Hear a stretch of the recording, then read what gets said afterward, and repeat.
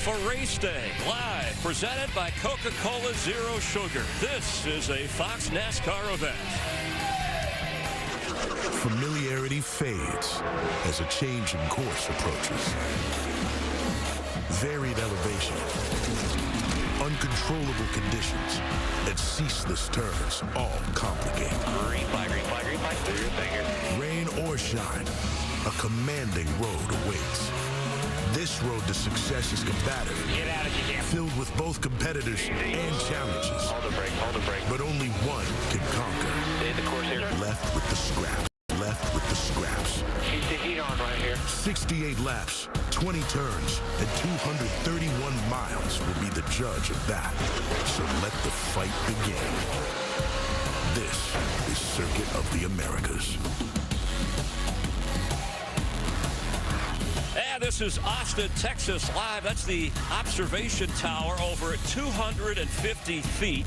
Scans this track along with some, well, nearly 900 breeze. But great to go racing, and there's a look. Things heating up on the grid, pit road. The drivers are ready to roll, and so are we for this Fox NASCAR event. And along with Tony Stewart, Clint Boyer, I'm Chris Myers. We're on the grid, on the ground, by the way. We were thinking about going up in the observation tower. You were all excited about that. No, Tony called it off. 250 feet, that's too far. Terrible idea. Terrible idea. Well, it's a good view of what is going on, and we have a good view down here. We were riding over, Tony, and you were telling me, hey, you have to sell the action at this track. It's going to sell itself right from the Facility and how good a job they did. They create the excitement with the layout of the racetrack. So you've got cars, you've got drivers, you got guys that are going to come from the back to the front. You got guys that are probably going to fade at the front, go to the back. But there's going to be excitement throughout the field the entire day. You got that right, Tony. Yesterday, I was absolutely glued to the TV. The trucks was awesome. The Xfinity race was awesome. And trust me, the cream rises to the top. These boys today in these Cup cars, they're going to put on a show for you. You better be tuned in. Yeah, it's the first of 6 road courses, and this 6th race of the NASCAR season. We have a chance for history today. Never before have 4 different drivers from one team, like the Hendrick Motorsports team, won a race in the first 6 races of the season. The only one of the Hendrick drivers who hasn't won is Chase Elliott, who won this race last year and is one of the favorites today. So far this season, while we've had a dominant team in Hendrick, there really hasn't been a dominant driver. On the final lap, Austin Cindric, the winner of the Daytona 500. Kyle Larson in California. Bowman, the showman, has won at Las Vegas. Checkered flag is out for Chase Briscoe at Phoenix Raceway. William Byron will hang on and win at Atlanta Motor Speedway. They got 5 different guys that have been to Victory Lane 2-5 races. All right, so 3 wins for Hendrick. And Tony, Hall of Fame driver, Stewart Haas. You're the Stewart part of that Ford ownership team. How does a Hendrick machine keep rolling different drivers through the years, back-to-back championships, and on a roll at road courses as well? Well, you said it. Look at the history books. Look at all the years, all the different drivers that have been at Hendrick Motorsports. But the one thing that's consistent is they get results. They win races, and they contend for championships. The other thing that's consistent is that 9 car. You saw right there Chase Elliott walking just a second ago. He's the road course captain of that ship, and I think today he needs to show up and win this race. Add his name to that list. You said he's the only one. It could be today. Yeah, Hendrick has won nearly 30% of the road courses that they have had drivers entered. All right, a hot team on the rise, no victory yet, and they were kind of a pop culture with Mr. 305 and Pitbull in the ownership is Trackhouse Racing, but between Ross Chastain and Daniel Suarez, they got a good shot to get that first victory today. Absolutely. We're talking about Hendrick, but look over your shoulder. Trackhouse Racing, man. They have the same amount of top 5s as Hendrick.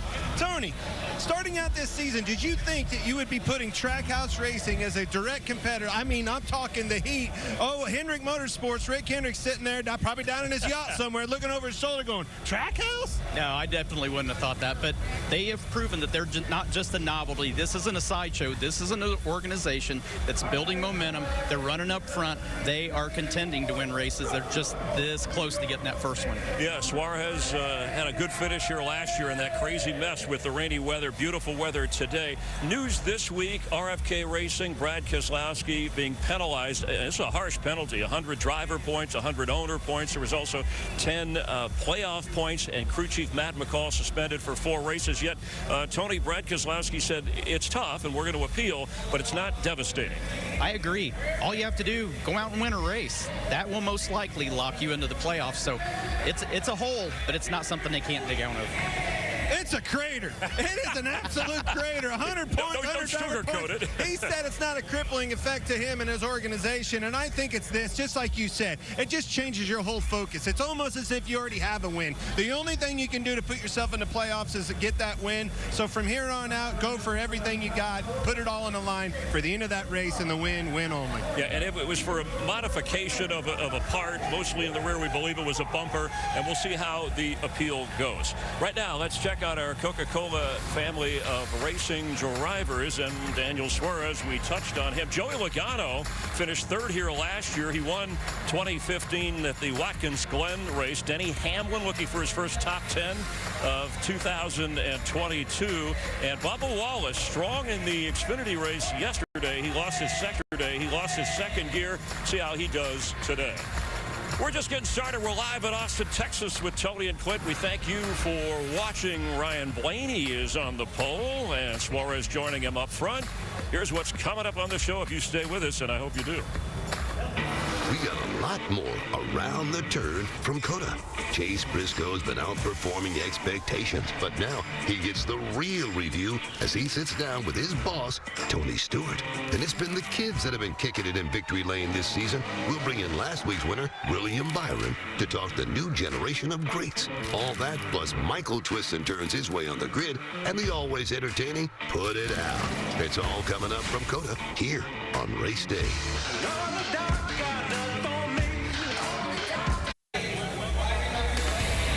We thank you for watching live from Austin, Texas. It's Race Day, presented by Coca-Cola Zero Sugar.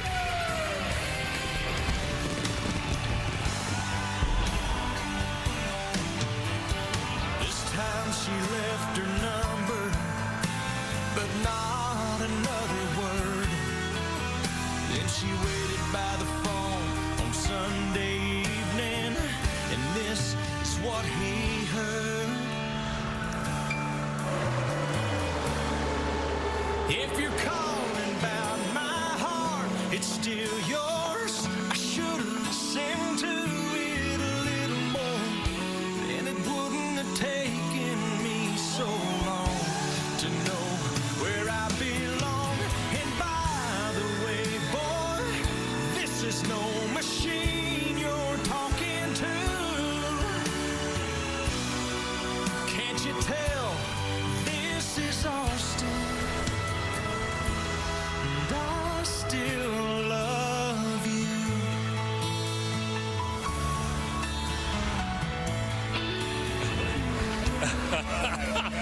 I thought they did okay.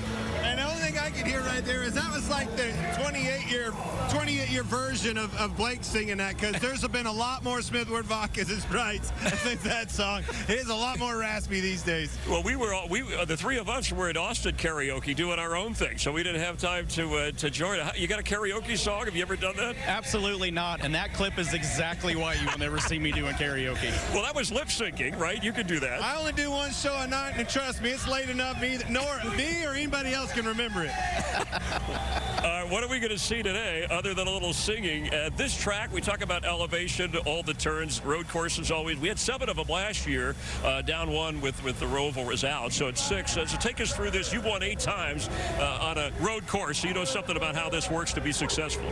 Well, the great thing is this circuit has every element you need for an exciting road course race. You've got long straightaways, you've got heavy braking zones, and you have a lot of sections that are very, very technical, a lot of off-camber corners. Everything that you have to do 100% right, you have to do it here. The other aspect of it, elevation change. You saw it getting into 1. I'm talking way way up the hill. You get into one, it plateaus off, amidst the corner. The S's. It's like my, 4-year-old, 5-year-old kid drew the S's. They're doing all right. You're staking through there all of a sudden. Well, wait a minute. It's not uniform anymore. I mean, everything, every aspect of this track is so tricky, so hard to get a hold of. The braking zones. Man, that back straightaway is so long, deceiving getting into the corner. I love this racetrack. Yeah, I'm going to ask Cash about this track. I'm talking to youngest, but Cash could draw a straight line anymore. The young with Presley, she'd be all over that S. All right, but these are America's best drivers. And Clint, I noticed this weekend, I mean, there's a lot of spinning and a lot of sliding, no matter how well you handle it as a driver. Yes, and this is perfect conditions, man, and a repave. A lot of grip and a lot of areas of this racetrack, but it's such a challenging track to navigate, like we were talking about, to race. It's one thing to make a lap on, but I can tell you, look at these guys. Yeah, by the way, that was a pole sitter about 3 minutes before he sat on the pole as fast as off of the race. That is a brake slide. Harrison Burton and the S's through there. There's so many challenging aspects of this track, Tony. Well, and it's easy to pick up one or two of those variables, but it's a 20-turn course, and there's so many different things that this course throws at you that you have to be good at every element of it. You can't be weak anywhere and be able to have solid lap times and contend for the win here today. So you have to adapt fast here. Shifting, literally 23 to 26 times a lap. So give me a name of a driver, maybe not an obvious one that we would pick to win today, that has a good shot on this place. I told you I was glued to the TV yesterday. A.J. Allmendinger won the Xfinity race. I'm telling you. He has to start at the rear. And I don't care. He's capable of getting a job done. I think he's a good one. And I think this is a track you can come from the back, but I like a guy that's already starting up front. I like Daniel Suarez today. Every lap that I watched him yesterday, very, very smooth. Didn't have issues. Just looks like he might be able to run that pace all day long. Yeah, we've talked about first-time winners this year, and on Stewart Haas, one of them, Chase Briscoe, who grew up idolizing an Indiana guy, Tony Stewart himself, in the 14 car, already pulled off the victory, and him and Tony got together on some tractors to have a little chat. 20-lap shootout here. I think we had a restart with 20 to go, and Kevin was starting beside me, and I was like, all right, you're going to earn this one. Driving for his boyhood idol, Tony Stewart, Chase Briscoe I want to know how everything's changed since you won that first race. I didn't realize how big of a deal the Cup win was. We'd won in other series, but winning in the Cup Series is a totally different level. Seeing, these people that I drove for, people that really cared about me, helped me get to this point, seeing how much it meant to them was really eye-opening for me. Just a little bit. I mean, our goal was to get you your first win with Mahindra and get that first one on the board.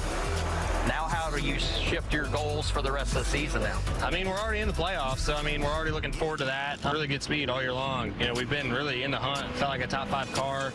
Yeah, I feel like this is the most confident I've ever been in my career, and I feel like you would agree that confidence goes a long way in the race car. It's been cool to have a new partner like Mahindra and to be able to have success pretty much right away. And they give us cool stuff to drive around, especially in Texas. So who's tougher, kid? Me or you? You are Tony. Can you put me down now? I'm extremely proud of you. I know your history. We have very, very similar roots, but the only part about this whole relationship with you and I that I'm not crazy about is how old you make me feel when I see photos like this, where you're dressing up as me. I was diehard. I mean, it's weird now you're my boss, and as a friend, when I go home back in Indiana, and I still have a little bit of Tony Stewart stuff in my childhood bedroom, so I might have to get rid of that now that we've kind of became friends and you're my boss, but I think it's good luck. I'm with you on that. You know me, I'm always hungry. You want to go get a hot dog? Not a hot dog. Come on, man. But a cheeseburger for sure. Well, there he was, bragging about he's already in the playoffs, Tony. Yeah, this poor kid, though, he's like a 5-year-old. He's like Cash. All he wants to eat is chicken fingers. This kid will not and has never ate a hot dog. I don't understand him, but I love this kid. He's got so much drive, so much anticipation to win this season. To get that first win out of the way, now it is full steam ahead for Chase. All right, unique diet for an athlete. Speaking of athletes, the USFL is back, and you'll see it April 16th. Birmingham, Alabama. Players and coaches began preparations for the upcoming season. Anticipation building. We're just, 20 days away from the start of the innovative new league. The inaugural season, April 16th. A battle between the New Jersey Generals, head coach Mike Riley, Birmingham Stallions, Gene Chizik, airing both on Fox and NBC. Enjoy some USFL. We're live. Nothing like being here at the track on the scene. We're going to talk with last week's winner, William Byron, coming right up. It's race day. I love the sound of the engines, and I love being on the midway. There's so many fun things to do. I'm at EchoPark, and we're going to play some games. All right, Jen, what do we got first? Okay, first thing we have is our spin to win over here at our Take a Spin wheel. We're going to go over here to our beautiful couple, and we've given them an instant offer on their vehicle, and we can get their car sold or get it on trade. Woo!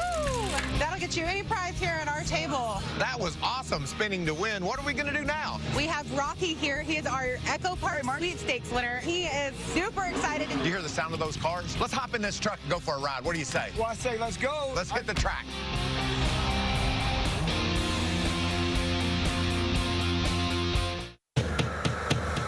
The 2022 season is picking up right where the 21 season left off. Hendrick Motorsports is leading the way.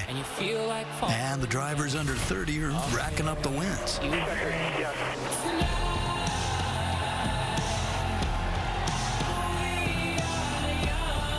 Has the sport gotten younger? Has the racing technology of the future trained the dominant youth of the present? Or do new tracks and a next-gen car mean an even playing field and less habits to unlearn? Sometimes what you haven't experienced can be an asset.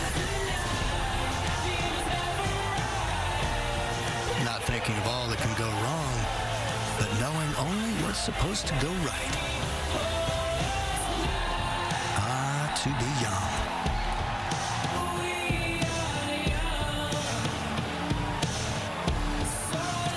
We moved down the grid. In fact, we're last week's winner, William Byron, in his Hendrick Chevrolet, the 24 car. He starts 24th, and he's 24 years old. And he attributed iRacing to helping him, I guess, adjust to not only the race last week, but overall to become a good professional driver. Oh, absolutely. I mean, you use it every week. You use it last weekend and learning the Atlanta racetrack. They literally built it off of what they learned through simulation with iRacing. So that collaboration is going a lot farther than we think in NASCAR, and certainly this Katniss 24 car, Tony. Well, all three of the major manufacturers in this series have their own simulator, so I'm curious whether he spends more time on the OEM simulator or he spends more time on iRacing, but both have a lot of value, obviously, and both have contributed. Well, let's just ask him. Now we get to find out. They were just asking you about iRacing, and I'll hold the mic over there, how that's helped your career, and he wanted to know where you spend more time. Yeah, honestly, for a road course, I think it's fun to just get a rhythm, you know, and so I use it a little bit during the week just to kind of get an idea of what the track's going to feel like and get my rhythm, get my shift points and stuff like that. Well, do you spend more time on the Chevy simulator, or do you spend more time on the iRacing simulator for a racetrack like this? Yeah, no, that's a good question. I think probably the Chevy sim, just because it's our setup and it's our car, and they pour so much effort into that. So definitely use that leading up to this week to try to get an idea. It's always different though when you get to the track. I feel like drive off is always a lot harder at the track. You feel the tires more, so you know, a lot less room for error at the real racetrack. Hey man, a lot of 24s today, buddy. Yeah. 24 cars starting 24. Yeah. Raptor on this thing, a little bit different look. Got to be tough today. You going to be able to do it? Get up through the field? For sure. No, it's going to be a fighting day. We got to, you know, obviously didn't have a great practice, so starting 24th isn't great, but, you know, we can fight all day. I feel like we learned a lot from the 48. They had a pretty good practice, so pretty much just put that setup in and see what it does. William, you represent Boy Scouts, Liberty College, Lego builders everywhere rather well, and of course your race team. Keep up the good work. Thanks for coming by to say hi. Good luck today. Thanks, guys. All right, we'll keep an eye on William Byron. Time now for Put It Out. This is where we show you something that you might not normally see. You might want to wait on this one. As our guest. Yeah, you might want to watch this. Our guest analyst, Tony, will let you go first for today.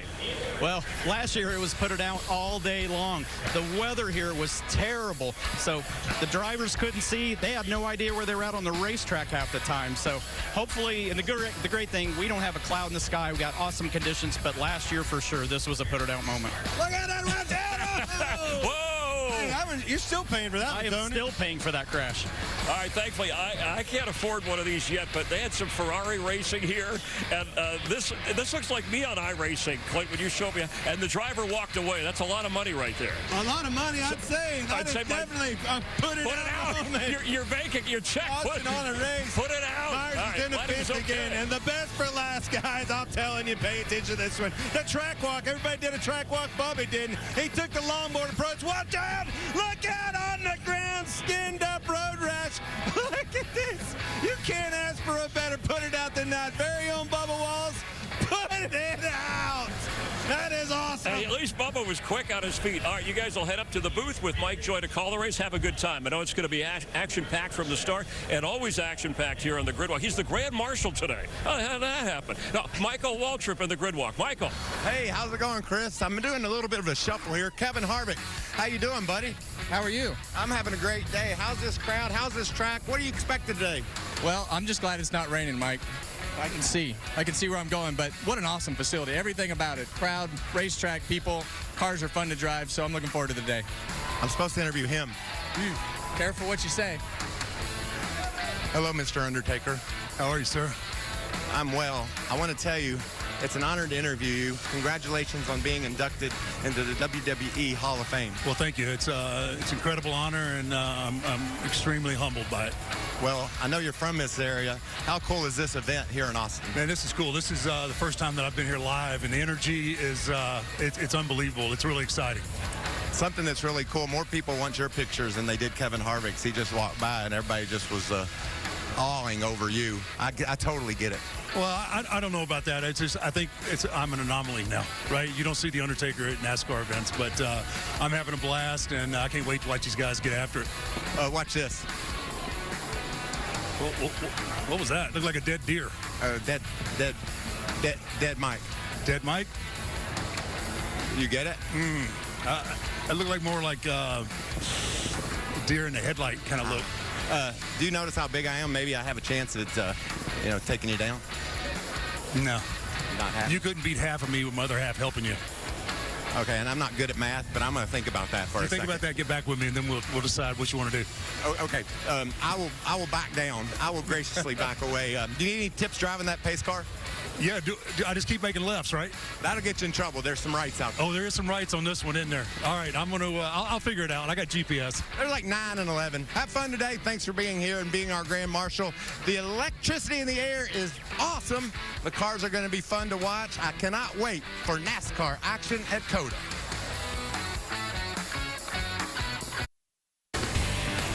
We are live at Austin, Texas. It's NASCAR on Fox from the Circuit of the Americas. Ladies and gentlemen, at this time, please rise if you are able and remove your hats as the Austin Travis County Emergency Medical Services Honor Guard presents our nation's colors. Please remain standing as Coach Joe Gibbs offers today's invocation. Shall we pray? Father, we just want to thank you. We serve an all-powerful, all-knowing, all-loving God. And you made each one of us special and different. We're no accidents. And you want to have a personal relationship with us. We thank you for letting us be born into this country where we have freedom of choice and get to enjoy a day like this. You let your only son come to this earth. He lived a perfect life. You allowed him to go to that cross so we could have forgiveness of sin, and we have a path to you. We love you. We thank you. We pray for everybody fighting around the world to protect us. We love you and help us to have a safe day. In thy name we pray. Amen. Thank you, Coach Gibbs. Here to honor America with the singing of our national anthem, country music recording artist and TikTok star, Hannah Dasher. Whoa, say, can you see by the dawn's early light what so proudly we hailed at the twilight's last gleaming, whose broad stripes and bright stars through the perilous fight o'er the ramparts we watched were so gallantly streaming, and the rockets red glare, the bombs bursting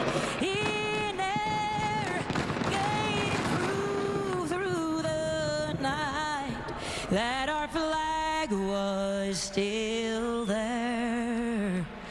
Oh, say does that star-spangled banner yet wave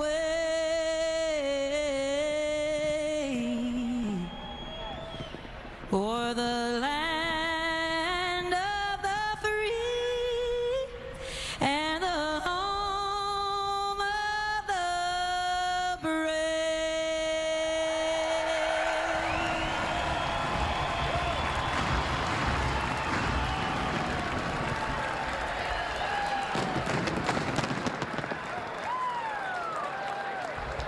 NASCAR Race Hub, weeknights on FS1. Texas, one of the nation's fastest growing cities, but for good reason. Big city with that small town charm, known as the live music capital of the world, where sounds ring out all across the beautiful landscape. People flock from all over to experience the world's greatest festivals.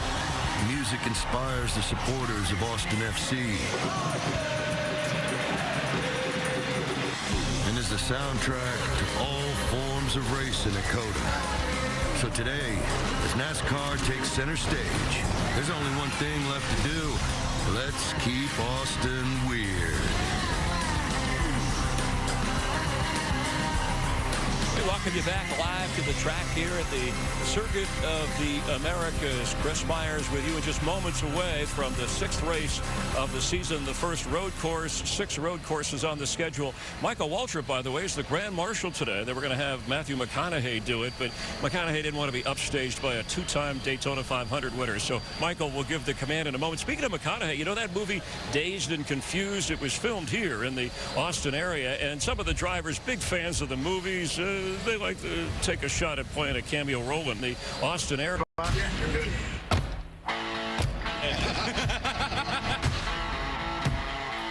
Put me in the camera. Can I see the monitor? So what have we been doing here today? What do you guys got for us today? Hey, man, you got a win yet? No. Not on me. It'd be a lot cooler if you did. All left, all left, all left. Hey, Matt. We got rights and lefts this week. Oh, I see what's going on here. Oh, I see what we're doing here. So, drivers meeting, observation tower. I only came here to do 2 things. Drive some race cars and drink some beer. We're almost out of beer. That's the thing about these rookie drivers. I get older, but they stay the same age. God, this is really dumb. That sounds so stupid. Make sure you put that in there. All right, man. Check us later. All right, man. Checkers later.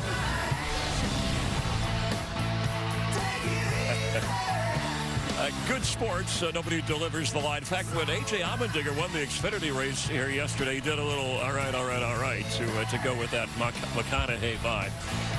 We did want to express our deepest sympathy to our Fox producer, Jake Jolivet, who lost a family member. He works on our NASCAR and Fox pre-race show on a regular basis, part of football, part of the Fox family. His mom, Madeline, died suddenly the other day, and we just want him to know our thoughts are with him and his family, and she will certainly be missed. There's the observation tower here in Austin, Texas. We're going to send it over to Michael Waltrip for the command. Fans, it's time for the most famous words in motorsports. Here to give the command, please welcome NASCAR on Fox broadcaster Michael Waltrip and EchoPark Automotive VIP contest winner Rocky Forrester. Hello, race fans. On behalf of EchoPark Automotive, Rocky, what do you say we get this NASCAR party started here in Austin, Texas? I say let's go. All right, here we go. Drivers, start your engines!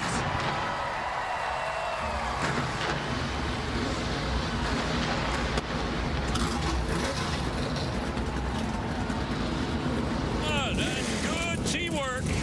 Tony Stewart, Clint Boyer, Mike Joy with the call of the race. Straight ahead, live on Fox. Welcome to Circuit of the Americas. Need really good spotters here. This place can be diabolical. Green flag, green flag.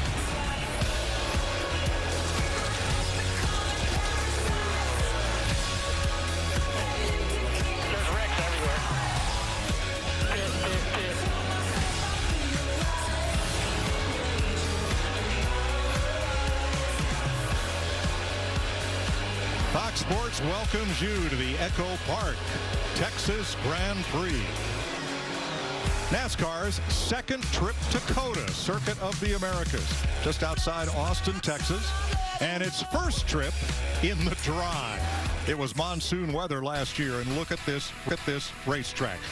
130 plus feet of elevation change climbing the hill to turn 1. Down through the S's with decreasing radius to the hairpin. Turn 11. Onto the track's longest straightaway, 160 miles an hour before turn 12. Through the stadium section, through the carousel, off turn 20, and you climb that hill again. Nothing to it, right? Tony Stewart joins us after the Daytona 500. He got another week of community service, and here he is. Thrilled to have you in the booth with us, absolutely, to offset my buddy Clint Boyer, because at this racetrack, the calamity corners just also happen to be the best passing zones. Oh, absolutely. Always the best opportunity and a little bit of calamity. And those opportunities are where? Right off the bat. Let's go up the hill. You said 130 feet up the hill. Turn 1. Massive passing zone right there. And then all of a sudden you get all the way down through the S's into turn 11. You saw in yesterday's race, it was the determining factor in winning a truck race. You can see him fanning out, getting into 1 right here. 5, 6, 7, I don't know, 27 wide. Tony, I can't call it. But making the corners one thing, and that's exactly second. So road course racing has its own set of strategies. Larry McReynolds. But, Mike, I love it because my playbook gets very big when we go road course racing. You see the race analysis there. 2 key elements for me is that fuel window and the stage lengths. Unless you have an extraordinary car like Kyle Larson did at Sonoma last year, it's almost impossible to win a stage and win the race. So you're going to see crew chiefs, they'll flip these stages. You'll see them pitting before pit road closes, before the end of stage 1, stage 2, to try to keep that track position. But then you have drivers like Denny Hamlin, Brad Keselowski, they need points. You'll see them stay out and get those stage points. Mike, the bottom line, a full day of comers and goers. Thanks, Larry. It'll be interesting to follow. Ryan Blaney has had the most interesting weekend. It began in practice. Turn number 10, the car got up on the rumble strips, got light, went into the wall. Heavy damage? Not so much. Blaney comes back and wins the pole for today's race. Well, let's take his temperature as we get ready to race. Let's get a hold of him. The polecat. Hey, Ryan Blaney, it's Boyer up in the Fox Sports booth. You got us? Hey, Boyer. Yeah, man, I got you. All right, buddy. Yesterday was wild for you. Some practice laps seemed to go a little bit worse than the qualifying lap. But tell me what you learned in practice to put forth at that big lap and being on the front row of this race today.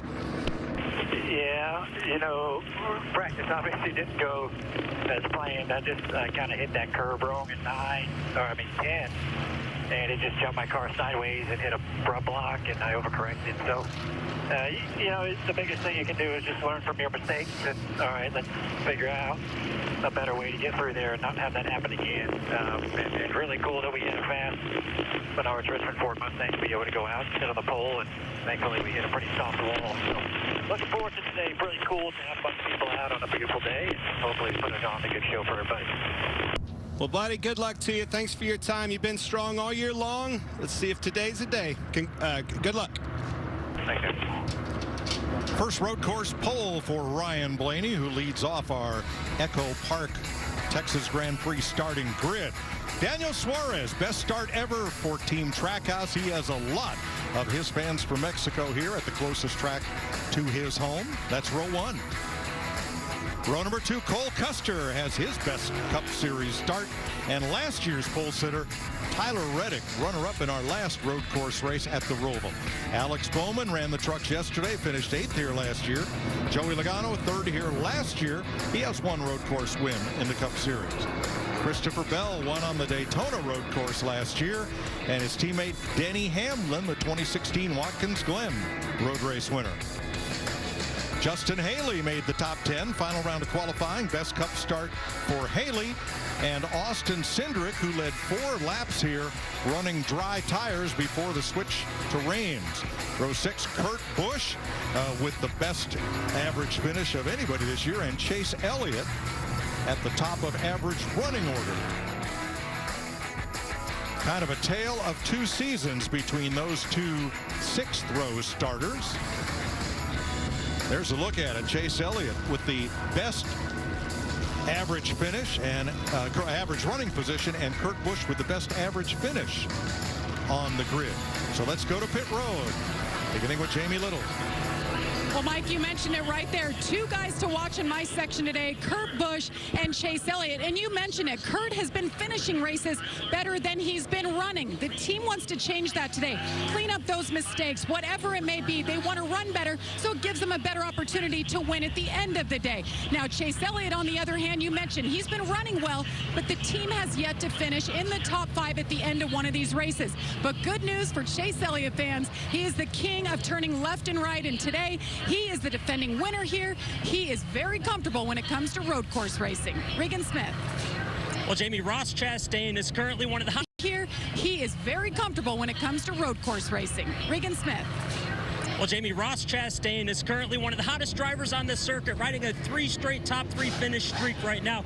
But it's Circuit of the Americas 1 year ago where he got that first career top 5 and has been riding a wave of success ever since then that has led him into the 2022 season. The difference, though, that race was in the rain. This year, obviously, in the dry, so he ran the Xfinity race yesterday to gain some extra experience, ran very well up front, leading laps, challenging until a late race spin. Crew Chief Phil Surgeon told me that race is going to be very key for him today, understanding this track and the differences in the wet and dry as they try to get Ross that first career win. Thanks, Regan. This time by, they're going to run them down pit road single file to check pit road speed on their tachometer. It's going to be very interesting to keep an eye on Chase Elliott and that 9 car. Not exactly where I thought he would be qualifying. Actually, the whole Hendrick bunch. A little bit struggled, with the speed a little bit yesterday, but long runs are going to be a different game today. But back to Chase Elliott.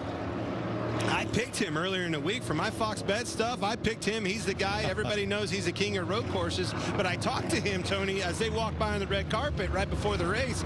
I didn't sense a whole lot of confidence in his voice. So, again, going to be interesting to see what the 9 camp can do today. Long day for sure, and he's a guy that all he's got to do is just have one good stint. If he can get one good stint, get his confidence back, he will be back, and he's somebody that you give him an opportunity to road course, he will sink his teeth into it. Joey Hand, a winner at Le Mans, at Sebring, and the Rolex 24 Hours at Daytona, carrying our Ford camera today. And driving the number 15 for Rick Ware Racing. They tore up a tire and got it fixed. A.J. Allmendinger also will be starting out back after changing a steering rack. The Action Industries onboard cam for Allmendinger. Plus 1,600 odds for that gap right there. But you want to talk about betting odds. I think Allmendinger would be one to keep an eye on. Kyle Busch carries our Toyota cam from 15th spot.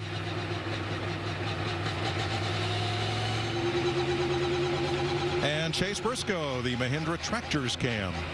Another good one with odds right there. As you can see, plus 1,600. Comes from a lot of road course racing in his background.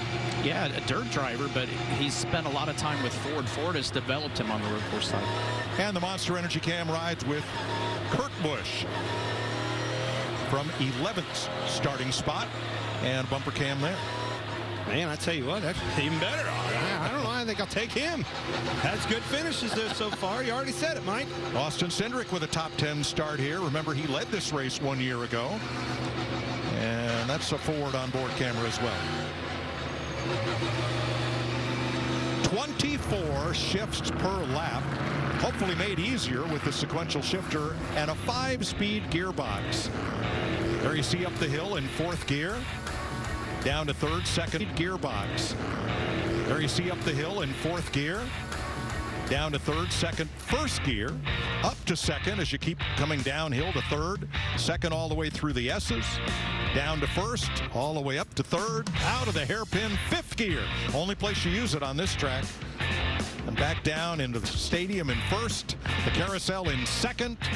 And then get your speed on for turn 20 and up that hill. And you can just see how busy these drivers are all across the racetrack. And that's why you're so worn out after this. There's just no place ever to take a break. Joey Hand did not get to qualify, so he's in the back along with Andy Lally, whose car failed inspection and did not get to qualify. Others for adjustments. Daniel Suarez, from the outside pole. I don't think they needed a pep talk before they rolled off, but they got one. Do your job. It's a good day to have a good day. Let's go, guys. Heck yeah, buddy. Well, thank you guys for all the hard work. Everyone back at the shop for the rockets. Let's just finish the job. We can do this. We can do it. A lot of confidence. Yes. Should be. Rightly so. Yes. The all-new 300-plus horsepower Toyota Camry TRD will lead the field. Toyota headquartered here in Texas. And driving the pace car, WWE legend The Undertaker. You'll see him take his place in the WWE Hall of Fame and see all the WWE superstars next weekend, WrestleMania 38. Who live thought from AT&T Stadium in Dallas. He's from Houston. Can you imagine putting that guy behind a pace car? He can go out there and do whatever he wants. There ain't nothing going to say to that man. Well, he's going to take a Toyota and just sit there and use it like an aluminum can and just crush it. Made it go away. They do that easy. 2 more turns and we come around to green. Ryan Blaney from the pole. Daniel Suarez looking for his first Cup Series win. Well, that Team Trackhouse, what a roll they are on. His teammate Ross Chastain will start 16th. You're riding in row 5 right there, or row 6 with Kurt Busch. Watching these cars warming their tires up, getting the brakes warmed up. Allmendinger coming clear from the back. Again, a race that's just full of unknowns, just like the season's been.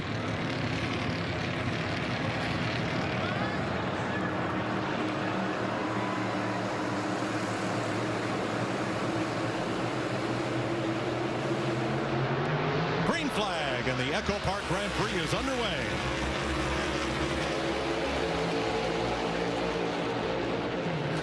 You can already see him fanning way out. That didn't take long. Suarez way to the outside, coming around turn 1, but he's got the line for turn 2 against Blaney.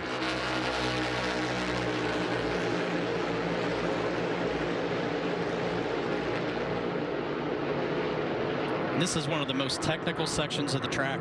It seems like the corners are very symmetrical, but the further you get into them, the tighter they get, and then you get off-camber corners like this. So a very, very technical section of the racetrack.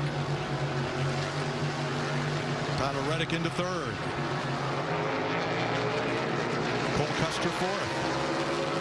You just say, I heard you, that Tyler Reddick. As soon as I heard you say his voice or his name, that's the first time I've heard it, and I'm telling you, he was fast, set on the pole last year here in the dry, and I think he's going to be a factor today. Suarez takes the inside. Blaney crosses him under. Can't get it back, exiting 11. That's that passing zone exiting 11, or getting into 11, just like we were talking about. Here comes another passing zone. Massive speed down the straightaway. Tony, you said clear down to 45 mile an hour. 5th gear to 1st gear. And who can utilize the brakes the best? This is where a lot of time is going to be made up today.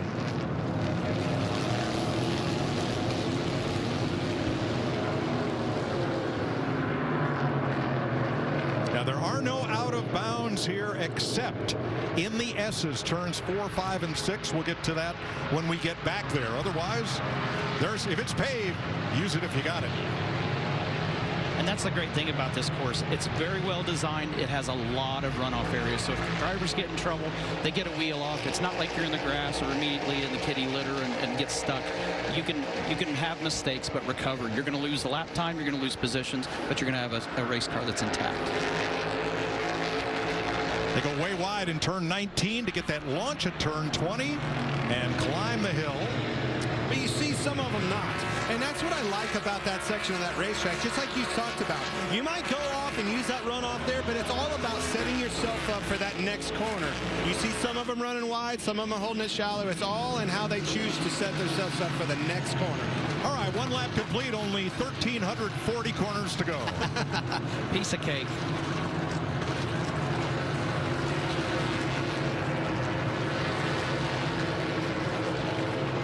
So as you come down through the S's there, they don't want you to cut the course. That red and white striped area, those are the rumble strips, and that is part of the racetrack. But if you get to the inside of that with all 4 tires on the red pavement, you have cut the course. You're out of bounds. You're going to have to do a pass-through down pit road. Yes, all 4, 5, and 6, all 4 tires underneath that red-white hash that you see on there. You have to stay at least that 1 set of tires on top of that. And that is only for the S's turns 4, 5, and 6. Second place, Reddick. Had a look inside of Blaney. Not that time. Had a lot of guys commenting on how loose their cars were in practice yesterday. Some of them making some adjustments. You're going to have to make some of those adjustments. How about this, boys? Just talked about it. The old police are already out. Got to check a ticket out. 27 car. Loris Hezemans, champion of the NASCAR Euro Series. Yes, that's an easy call. That's cutting the course. This is a tough thing about this racetrack. Usually when you have a rule like that, there's a runoff area where they can just stop and go. Not on this racetrack. They couldn't find a safe place to do so. That results in a pass-through penalty on pit road. Huge time loss on this racetrack. And that stop-and-go penalty historically has been a much smaller penalty if you think about the amount of time at pit road speed that you would take going the entire length of pit road. So it should be an incentive program to not do that. Yes.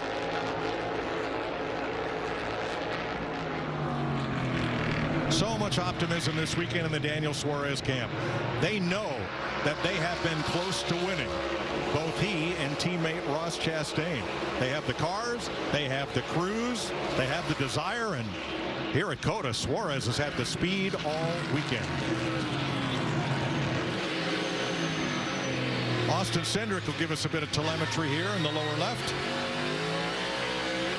And we've got our whoop data. Yeah, look at it.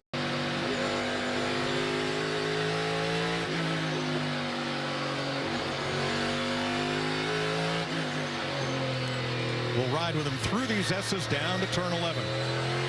The hairpin. You can see using those inside or outside tires or touching, you know, that red and white curbing. Well, that's fine.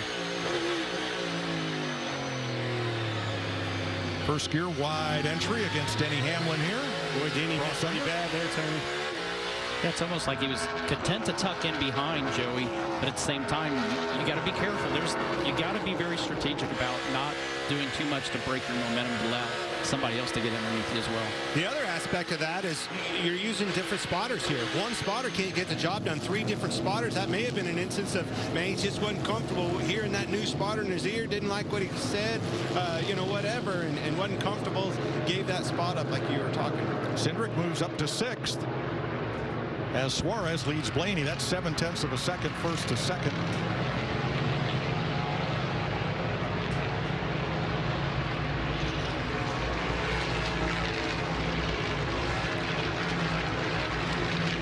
There's Kyle Busch in 11th, right behind teammate Christopher Bell, 6.5 behind the lead.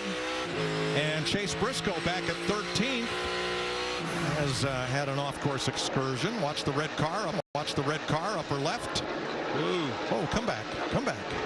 Hey, it's on the paved part. I'm still good with that so far. Got a lot of racing to go. So says his car owner, Tony Stewart. I think you heard him locking the wheels up, getting into the corner, had to let off the brake. And here are the NASCAR officials. Once again, remind your drivers, all 4 tires on the non-track side of the red and white rumble strips. That's what results in a penalty going through the S's. And that's the enforcement on the rule in the S's. Boris said, a 4-decade road racer in NASCAR. He's had to make a pass-through penalty. Pretty cool to see him here. 4 decades of racing. Taught a lot of these drivers out here on this track today how to get this job done. Last year's winner here, Chase Elliott, back in 16th. Jamie Little, 4 spots down from where he started. Yes, it's kind of been a struggle since they unloaded here, Mike, on Saturday. I talked to his crew chief, Alan Gustafson. He said, we were just off. He said the steering wasn't right. My driver wasn't comfortable. So they made a couple adjustments in that very abbreviated practice session yesterday. They only got a handful of laps. So he said, we're just going to go for it today. It's basically a test session for them to see what they need in the car. So much so, you guys, yesterday in qualifying, he actually followed Kyle Larson for a lap just to make sure he was hitting his marks and getting everything he could out of that car. It's just uncharacteristic out of a guy that's won so many road course races.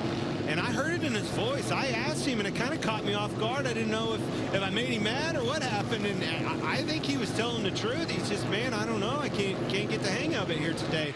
But something tells me before this day's all said and done, he'll be there.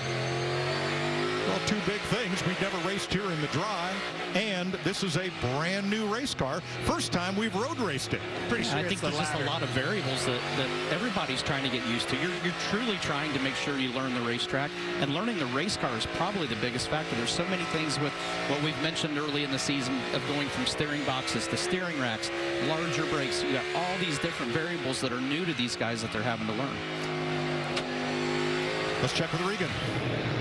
Mike, you guys mentioned all the variables that these drivers are having to learn. You saw Chase Briscoe have that off-track excursion right after that happened. He reported to the team his shifter is getting stuck on the downshift. So evidently the shifter getting stuck caused that off-track moment for him, having some issues on the 14. Boy, pretty early to have your shifter being stick. Yeah, and unfortunately, I mean, most of the time, and you know as a driver, we've both been drivers, we've been in cars enough to know most of the time problems don't get better and don't fix themselves. So just hopefully it won't get worse. With an old transmission, that's 2 levers, and you get them hung up. With this one, it's 1, so maybe don't. Kyle Busch in 12th place. We listened in. Turn 11 sucks. I got no brakes, I got no turn, I got no drive. Racetrack. I think that's the worst problem, Tony. Yeah. No brakes, no drive. It's hard enough when one of those variables is out of sync. Now you get all 3 of them, it makes for a long day. 4 laps complete at Circuit of the America. Daniel Suarez from Monterrey, Mexico, has led the ball so far.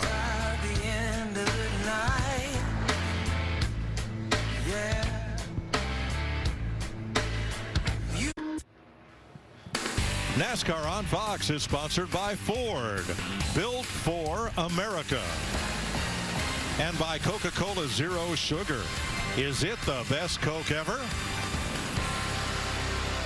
5 laps complete. Daniel Suarez has led them all from pole sitter Ryan Blaney. Here today is Ford Track Facts. Ford has 16 wins in Texas. Texas World Speedway. Benny Parsons got their first in 1981. Kevin Harvick, the most recent, coming at Texas Motor Speedway in Fort Worth 2019. Texas World was up in College Station, Texas, a racetrack that is no more. Well, the gap hasn't changed much. Blaney keeping Suarez in sight, about 1.3 seconds back. Tyler Reddick 3 back in the white car, then Joey Logano. And waiting on Ryan Briscoe. That's that red car by itself, just in front of Chase Elliott. And we heard he was having issues with shifting. Larry McReynolds. Yeah, Mike, let's go to our Ford Performance Cutaway car. That is a big change with this car this year. It is a 5-speed sequential shifter, not the 4-speed H pattern.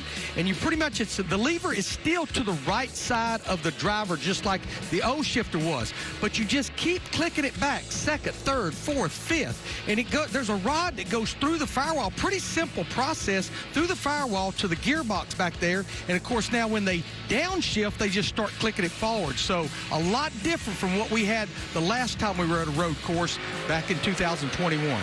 That's what kind of scares me when I heard him talk about that sticking. You know, obviously you saw from that graphic that there's a couple places that have hinges where something like that, a stick would be, but more than likely it's probably back there in the gearbox. Yeah, in an area that you're not going to be able to fix today. So exactly. It's just, the hope is that it just maintains and doesn't get worse.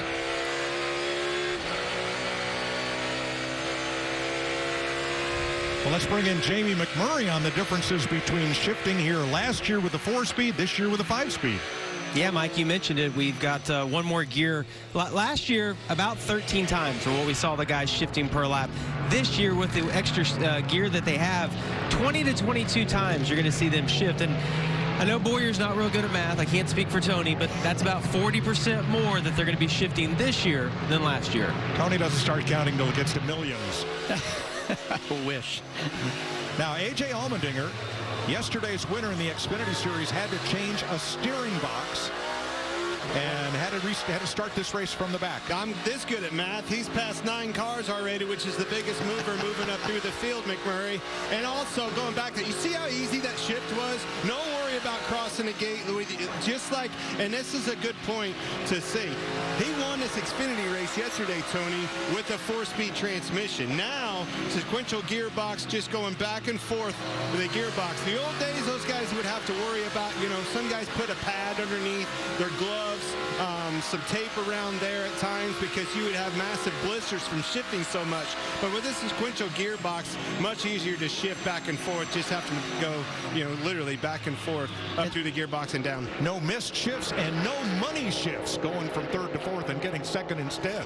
Exactly, and that's the benefit to it. That's what saves our hands. The hardest part, as you know, was making sure that when the age pattern was first was up, second down, then 2nd to 3rd was up, over, and back up. So that left and right of making sure, like you mentioned, the gates, that was the big thing. That was the big thing. The sequential shifter is way easier on these guys. It's just for these guys that have been old school racers for a long time of reminding themselves that the shifters are sequential and don't make that mistake going the other way. Brad Keselowski's had a rough week, as you heard in the pre-race. A huge penalty for a body modification a week ago at Atlanta. That penalty is under appeal, although his crew chief is not here this weekend, serving out the first week of what would be a 4-week suspension if the penalty is upheld. So Brad's had work to do here, and he has dropped 9 spots since the start of this race. Following along right there, I've had a lot of people ask all weekend long. We kind of talked about it. Why do they have windshield wipers on if it's a perfect day? And the truth is, there's some juice to be squeezed there. They get pretty crafty with the size of those windshield wipers these days. Maybe some aero advantages, huh? Well, and it's still mandatory. No matter how good the day is, they are mandatory at all road course races. But you're right. I think everybody, we as an industry are always looking for every area that we can make better, make more efficient, or give us a little bit of an advantage or help somewhere. So utilizing those tools in every circumstance. Austin Cindric up 6 spots since the start of this race.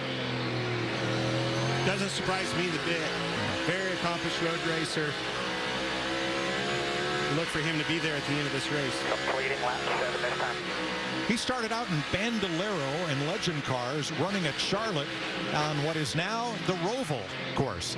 I don't know, riding along with him too. Listen to how strenuous this car is, or this track is on the engine. Just always ringing that thing out, staying in 2nd gear a lot through the S's. A lot of RPM at this track. William Byron right where he started, 22nd. Martin Truex -2 from where he started. And Blaney is making some inroads on Daniel Suarez's lead. He sure is. He cut about 4/10 off that last lap. And none of these guys ran this many laps yesterday. The total amount of time that they barely well. And going along that thought, I'm super impressed with how consistent of laps that these guys are running. Daniel Suarez within a 10th or so, and even Blaney right on his heels within a 10th of a lap every single lap. Very, very consistent. It's asking a lot out of a track with 20 corners. Daniel Suarez has led every lap so far as we take you, Fox, side by side. We love our new apartment. Great kitchen, open floor plan. But there's not much privacy.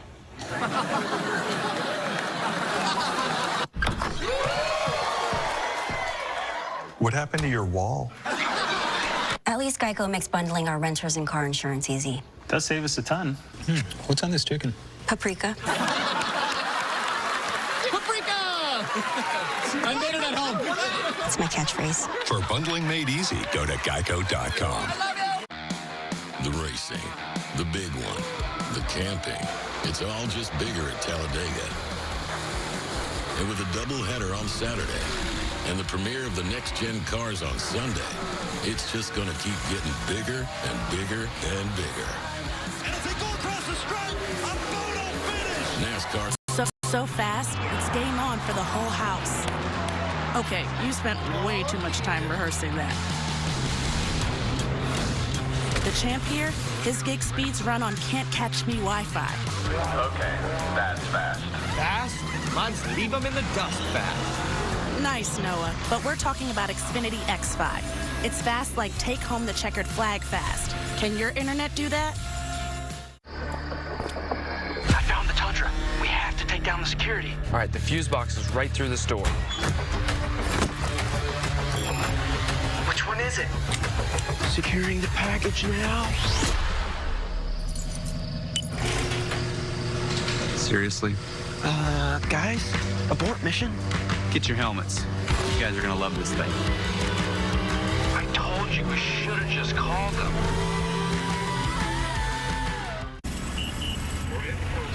Unbelievable.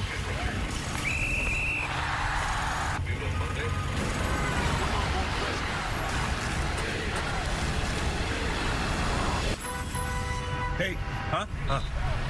Need more football? The USFL kicks off April 16th on Fox and NBC. When Reggie Miller wants a Baconator, he wants it now. Breakfast Baconator for Reggie. Breakfast Baconator for Reggie. Ooh, fast food, baby. Choose wisely. Choose Wendy's. Official breakfast of March Madness. In NASCAR, the journey begins with one simple start.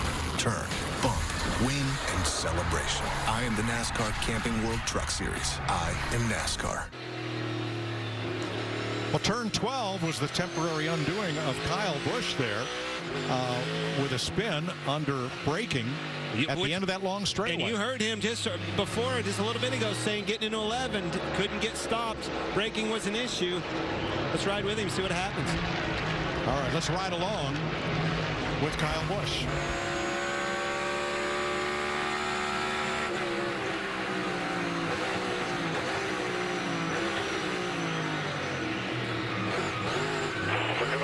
I don't think that was braking issue there, Tony. No, that wasn't a downshift problem. It wasn't a brakes problem. It was a got a little push from behind problem. Little help.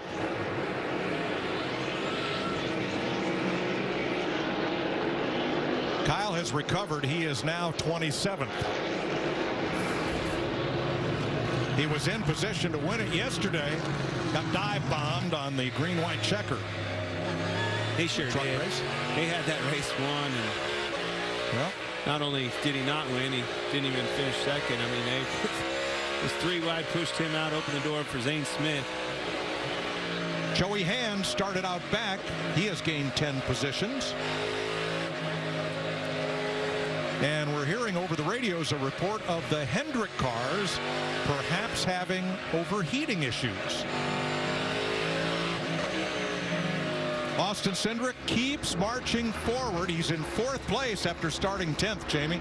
Yeah, Mike, you guys were talking about Austin and just all the road racing he's done. I mean, he's only 23 years old. He's raced all over the world, and talking to his crew chief, Jeremy Bullins, he told me that is our strength, how good he is around these types of tracks. In fact, you guys, a little note, back in 2014, right about there, he raced in Rallycross in the X Games, and he made the podium, and today he was wearing the medal. It's a belt buckle. As he goes around Tyler Reddick, he was wearing the belt buckle for a little extra inspiration today. Cindric completes the pass. So mark him up to 3rd. A gain of 7. Now you still have a chance to win $10,000 of Clint's money on Fox Bet Super 6. It is free to play. So just scan the QR code now, download the app, and enter your picks about today's race for a free shot at the jackpot. Didn't have one winner last weekend. Looking forward to seeing who can come take my money. Get on that app. Super 6. Fox Bet app. Let's go. Free to play. Free to pay, baby. Take the chance. 4 laps to go in stage 1. Today's stages 15, 15, and 38 laps.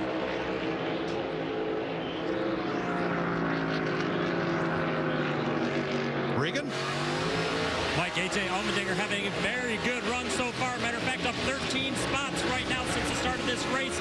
Told me before the race started he had concerns about how he would be able to pass because of the new brakes on these cars. The braking zone's way deeper into the corners. Some corners are 100 feet, some corners 50 feet. He said he thought it would maybe make it more difficult for him to make moves for the field. Temps are climbing just a little bit, so perhaps a little issue there. Very warm day here in Texas. Allmendinger chasing Bubba Wallace down to turn 11. 11th place, Chase Elliott, won by Denny Hamlin. Larry Mack? Yeah, Mike, this is where the strategy starts kicking in. Remember, they close pit road with 2 to go in the stage, and when it closes is when the leader crosses the start-finish line with 2 to go. So we have another lap before that happens, but if you're on back in the pack and you're going to pit before they close pit road, you're going to have to come this lap. If you're up there near Suarez, the leader, you can at least run one more lap. If you're going to pit, if you're going to flip the stages like I talked about before the race started.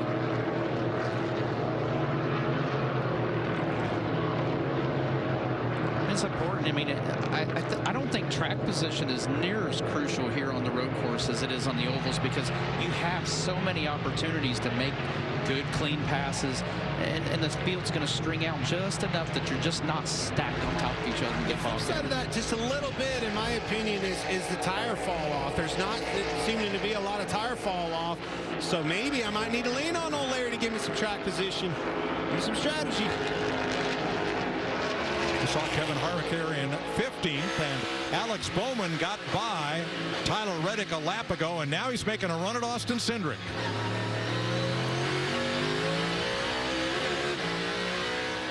Pit stops, as Larry predicted. Regan. Like Denny Hamlin with the 11 car, as Larry said, coming down pit road, going to attempt to maybe flip this stage just a little bit. Right now, that race car has been too loose for him. He's been sliding back just a little bit. I believe all the Toyotas are in. You see Christopher Bell on the right. Kurt Busch takes off. Eric Almirola among those who stopped. Bubba Wallace. Allmendinger right there in front of Denny Hamlin. So Larry, remind us, what's the benefit of stopping now? Well, what will happen, Mike, you have to stop at least one time in these first 2 stages, because that's 30 laps and that's beyond the fuel window. So if you pit now, when the stage ends here in about 2.5 laps, you can stay out. Everybody that pits during the stage, you gain all that track position. Again, it's what we call flipping the stages. Up front, Daniel Suarez has led every lap. 13 so far as he crosses the stripe. 1.3 ahead of Ryan Blaney. 1.1 ahead of Blaney.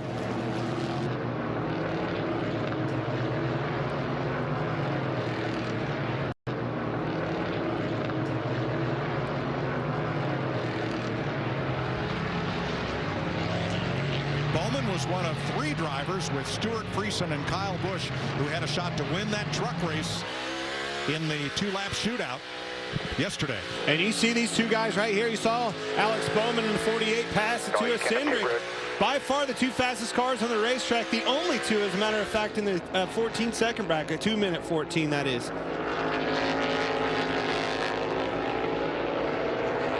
Here he comes. Austin Cindric on pit. Final opportunity to pit before the stage end right here. And this is really going to shake the race up. Jamie. 10th to 4th for Austin Cindric there in the opening laps of this race. Remember, he led 4 laps here last year when he was a rookie. As they work the left side, he has not said a word on the radio. Very comfortable, very focused. Meanwhile, Cole Custer had his best qualifying effort ever. 3rd in this race is in. You see him right there in the 1-gear car. A little chassis adjustment and 4 tires. To you, Regan.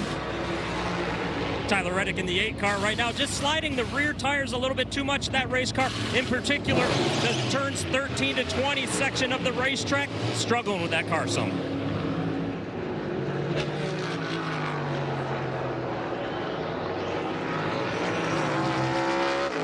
So it looks like only 12 drivers have not made a pit stop, and Austin Dillon has an uncontrolled tire. And an equipment violation on Todd Gilliland on his stop. So at the end of the stage, they will go to the tail end of the line.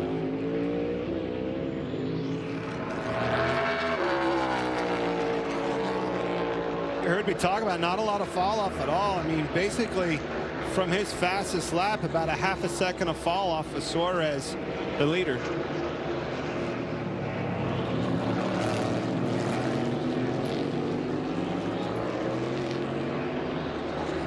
So the drivers with a 12 next to their name on the pylon were the drivers who had not yet pitted. And they go down to Harrison Burton in 9th, along with Stenhouse, Keselowski, Balicki, and Cody Ware. And Andy Lally. Those drivers have not made an appearance on pit road. Because of the lack of fall off, the good thing is whether you had to pit with 3 to go or 2 to go in the stage, it's not such a drama, because without tire fall off, you're just pitting a lap earlier, basically. Okay. Oh, that would be an uncontrolled tire as it rolls off into the next pit. Man, he didn't really look where he was rolling that thing either. He just assumed it was there and a little bit off, rolled right in the pit box in front of him. So as you see in the map at the top, the 2 car of Austin Cindric is the first in line of the cars that pitted. And you see the gap from Daniel Suarez back to Cindric,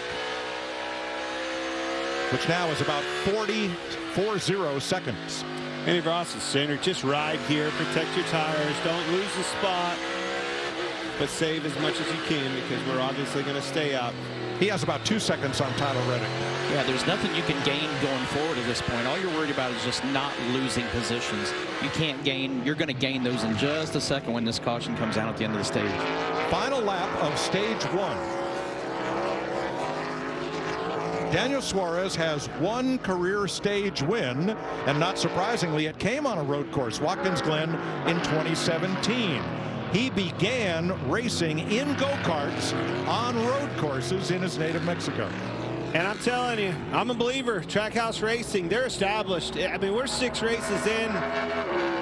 I'm considering them established with the front runners. They've made a believer out of me time and time again, week after week. We were like, well, maybe next week they'll fall off.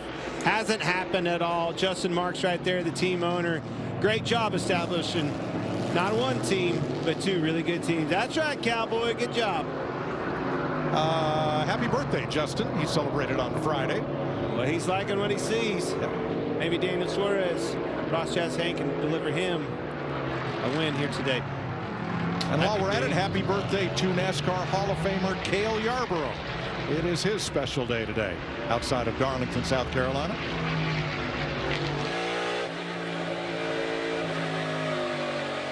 Woo, slipping and sliding. You can hear those tires talking to you. Sure can. You think that's that sidewall? You know, the stiffer sidewall, like the tire doesn't roll over as much, kind of makes the tire shear a little bit more, and you can sure hear them, like you were saying, ball and sliding out from underneath of them. Absolutely.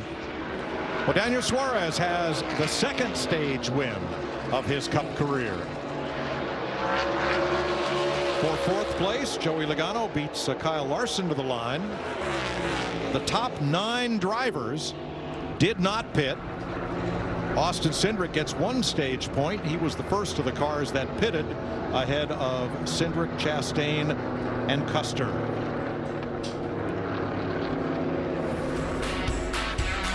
Daniel Suarez walking the walk at Circuit of the Americas. Alas, the ship rides through the morning. You know it's calling, leave and home, put down the sorrow, and dance to me.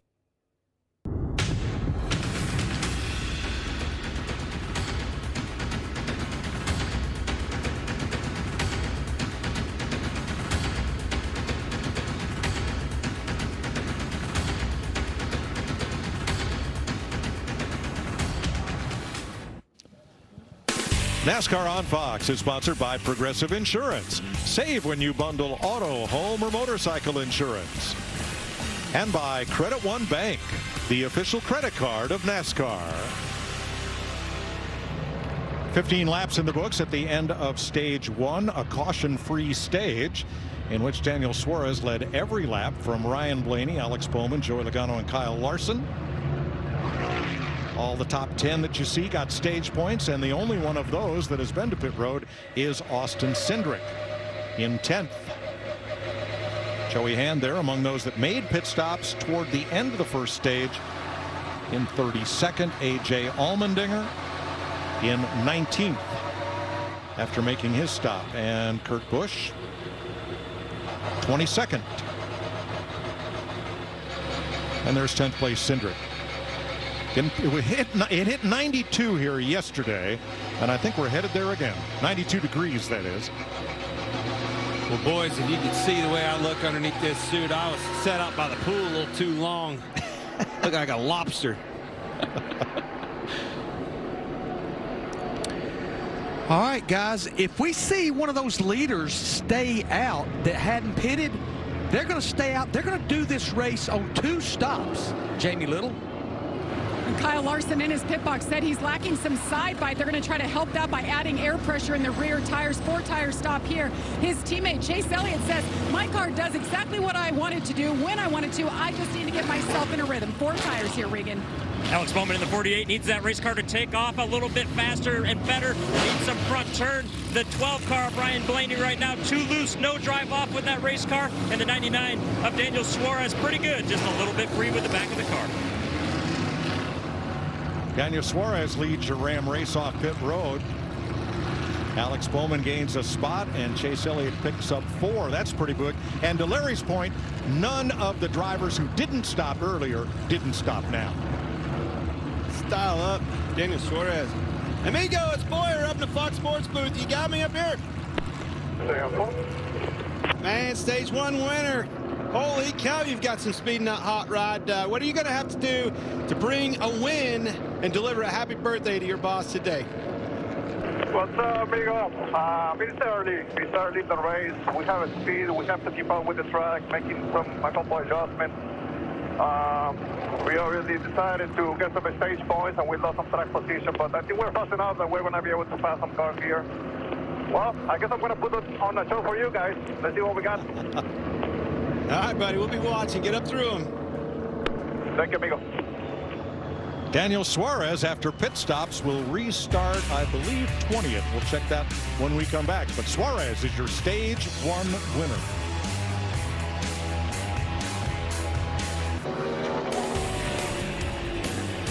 Lights are out atop the safety car. Road course racing is a little different. Instead of start-finish, the 1 to go is given at turn 11.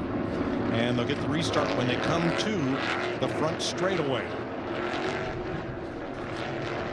Coming to the Geico restart zone to begin stage number 2.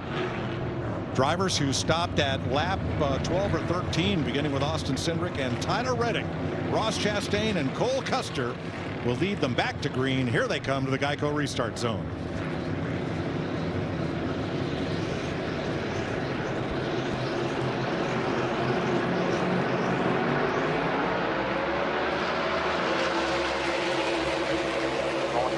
Behind in line. Still in line. He's got pressure. He's out of line by half. Still half. Things getting pushy shovey right here. Oh, Suarez. Suarez. Oh, he's having trouble getting fired back up. I think his left rear tire's down too. Yeah. Oh, no. We'll get back in this. Oh, he restarted 20th. Now he's going to have to nurse it around. A long way at that. All the way. 3 miles on a flat left rear. As Austin Cindric leads Ross Chastain, Tyler Reddick, and Denny Hamlin. I'm never talking to somebody on the radio again. Tony, it seems like every time I talk to somebody, I jinx them. But that's at Calamity Corner. You called it. We talked about it the first of the race. They fan out, 4, 5, 6 wide right there. Kyle Larson around. That's why I'd say we are going to have action all day long. This is going to be nonstop. These guys are going to be pushing each other, having to protect their lines, but it also creates other opportunities at the same time. Battle for the lead, getting in at 12 right here. A lot of braking zone. Who's going to outduel who? Ross Chastain, a lot of experience running yesterday. See if Cindric crosses him under. No, side by side. They got to run him off. Didn't see that coming. No, and he paid a lot of respect. Chastain gave him room right there. my opinion, maybe too much room now. He's wide. He's going to get past twice. Yep, Tyler Reddick to second. This is that section that we like, that's first gear, and everybody has so many different lines. It gives these guys opportunities to move around. The line you want to run for speed is probably not the best line in traffic. You have to protect yourself. Somebody's going to dart in a hole pretty quick. Tyler Reddick gets loose. Enabled Chastain to get back under him. I love that part of the racetrack, man. Suarez is battling, trying to get that left rear lint back to the pit area. Doing a lot of damage to that back diffuser. Wow. This second place battle won't quit. Now, finally, Reddick edges ahead. I think everybody's learned, got a little more confidence. They know where these passing zones are. Confidence in knowing what their car is going to do now. See another dive bomb by Chastain. Everybody knows once you get established, you kind of get in your run, get spread out, harder and harder to pass. And I don't know about the new brakes, because you and I both drove it at a quarter-mile track, but historically, having cooler brakes gave you the ability to go a lot deeper in the corner on restarts. So it's always an advantage to have cooler brakes. Sure. Reddick lost his momentum, got passed by Denny Hamlin for third. And let's go back to turn 1. Daniel Suarez, right of your screen, restarted 20th.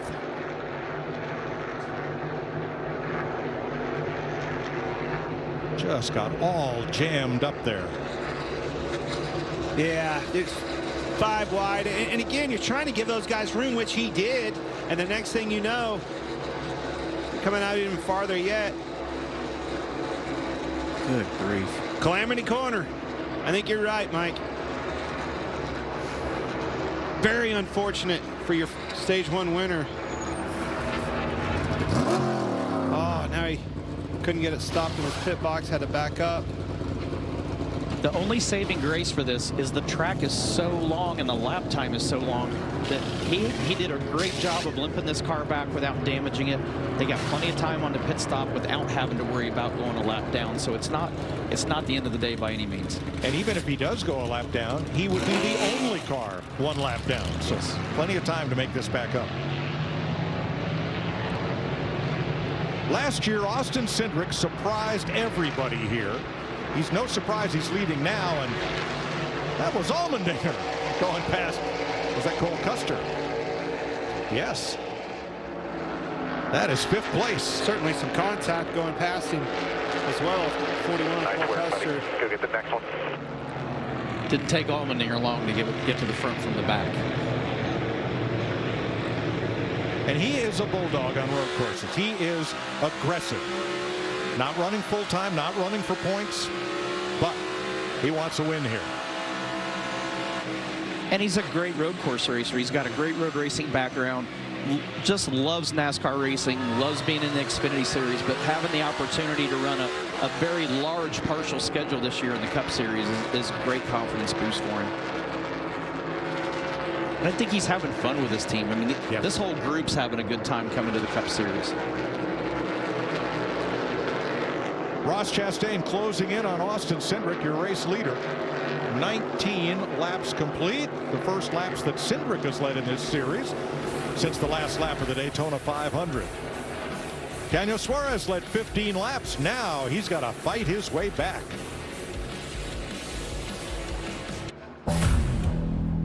The USFL is just 20 days away. The inaugural game has the New Jersey Generals taking on the Birmingham Stallions in prime time on Fox and NBC. Coaches and players are in place in Birmingham and getting ready.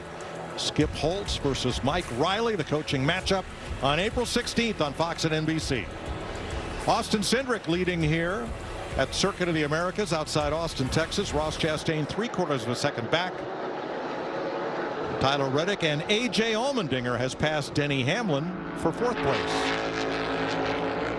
Michael McDowell shortcutting the course in the S's. He'll do a pass-through penalty. Jamie Little. And Kyle Larson, one of those that spun. Very painful for him. He's back in 32nd right now. Cliff Daniels, his crew chief, came on the radio and said, that's all right, take care of your car. We're going to have to change up our strategy here. They also warned him about what he's doing in the S's. Remember, because you are the fastest cars in the S's, and I'm not making that up, you've got to be responsible through there. NASCAR did send us a note just saying, hey, just be careful because we're right at the edge. We have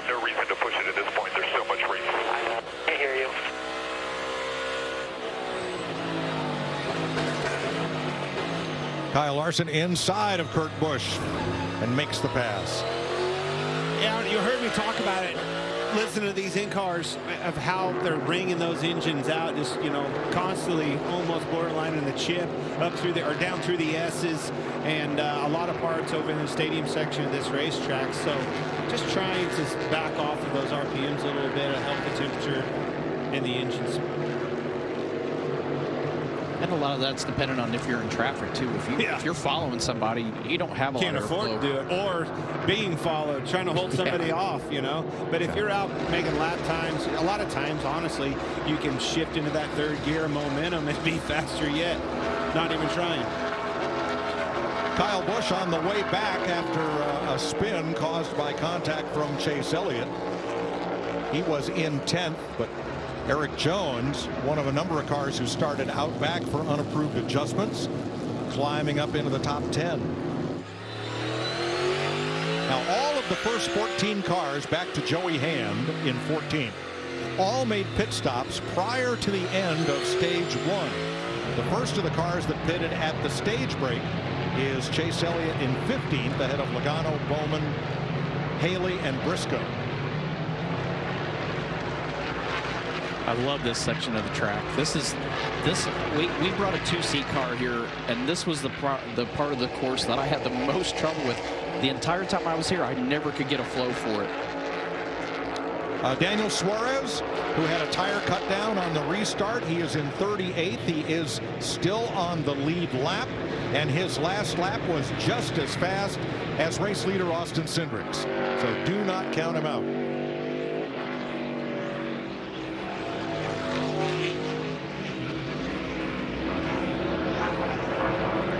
So Daniel's heading down toward turn 11 as the leader works his way out of turn 2, as you see in our track map at the top. You said Daniel Suarez is fast. His teammate Ross Chastain, fastest lap of the race in a 13-second bracket. Fast lap out of his teammate Ross Chastain as well. So frustrating for Daniel Suarez. Going to have to be patient. That caution will come. You'll get a chance to re-rack, get reorganized, get tires, reestablish in this race, make some passes, maybe some strategy, and get yourself back in. There are your leaders. Out of the hairpin, turn 11, 160 miles an hour, and the only place you hit 5th gear on this course, right here. The other part of this straightaway that makes it so challenging getting into turn 12, the big passing zone here, is it's downhill. Hard to get that thing slowed down. Getting back down through the gearbox from 100 and some mile an hour to 45 in first gear. Last week's winner, William Byron, up for 7th place, Regan. Well, Mike, these teams constantly updating the drivers as to what they're seeing in the data on the racetrack. Take a look, listen to what they told the 24 driver, William Byron, a moment ago. By being 1 gear higher in turn 2, that's our biggest detriment to the best guys. There are less RPM in turn 2. 1 gear up. So that's going to be in turn 2. That's that section, and even on our shifting map that we had, there's a little piece there, if you go back and look at that was shifting your 3rd gear. He's saying a lot of those fast cars, including, I think we saw Daniel Suarez using 3rd gear through there. That tells me a little bit more momentum, a little bit of speed in a taller gear, helping that lap time. Xfinity fastest lap of the day, Ross Chastain, 91.6 miles per hour. Austin Cindric, 91.6. Daniel Suarez, 91.5. Bowman and Custer, 91.4. And back to your point on the shifting, some of these guys in this section stay in 2nd gear. To your point of, as drivers, we're already getting the most we can out of it. We don't need to be shifting and interrupting the car and making it nervous. But you're using it, as you mentioned, for braking and engine brake, where sometimes in 3rd gear you can carry momentum, and getting back in the throttle, it's just a little easier on the tire. It's not as easy to shear the back of the car loose. Well, the other aspect of that too is those temperatures that we hear him talking about. Shifting, that's going to help that. 26th place, Kyle Larson trying to get past Ty Dillon. Digging himself out of that hole. We saw him backwards the first lap. And we have Cody Ware and Loris Hezemans, who were nose to tail, shortcutting the S's. Hard for that car behind to see where you are. I mean, positionally. So they both got nabbed. 11th place, Kyle Busch, Kevin Harvick. And just ahead, Chris Buescher. I'll draft down this straightaway, move to the inside, make my move late. And then Buescher got in a corner way harder than he can. You heard him earlier, talked about... whoa, and he missed the apex, and he missed the corner. You heard Kyle Busch struggling with getting into the corner in 11 already. I think that's exactly what you saw. Chris Buescher locked him up going in there and slid off course, trying to keep Kyle Busch behind him. Now he's door to door. Chase Elliott back there. Yeah, that was something I didn't expect to see, was Kyle Busch at the end of the straightaway there. Just lift a little early and let him get in the corner. Well, I found out the rest of the story when he drove and missed the corner, too. Nice run for Cole Custer. That green and white car in 6th place. Jamie?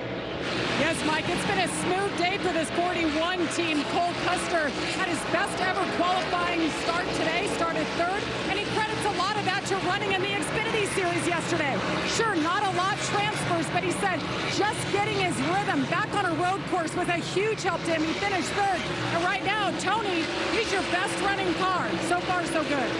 Yeah, and I was super impressed yesterday. When we watched the practice sessions, he was up to speed right away, and I'm sure a lot of that came from running the Xfinity car, but he has had speed in this Ford all weekend. Very consistent laps. Hasn't been flashy being the top of the board or second of the board, but he has been super consistent up front all weekend. Custer in 6th place. Austin Cindric, your leader after 24 laps, and we take you Fox side by side.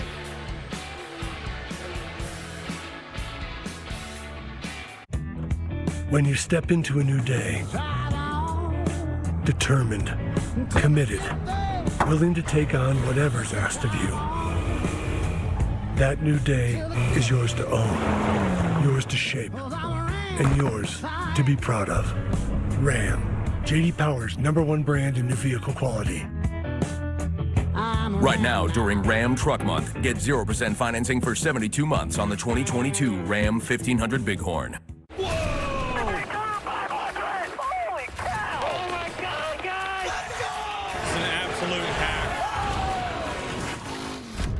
Catch all that?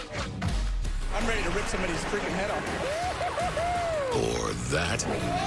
Well, get ready for this, and a whole lot of this. I am Full Throttle. I am NASCAR.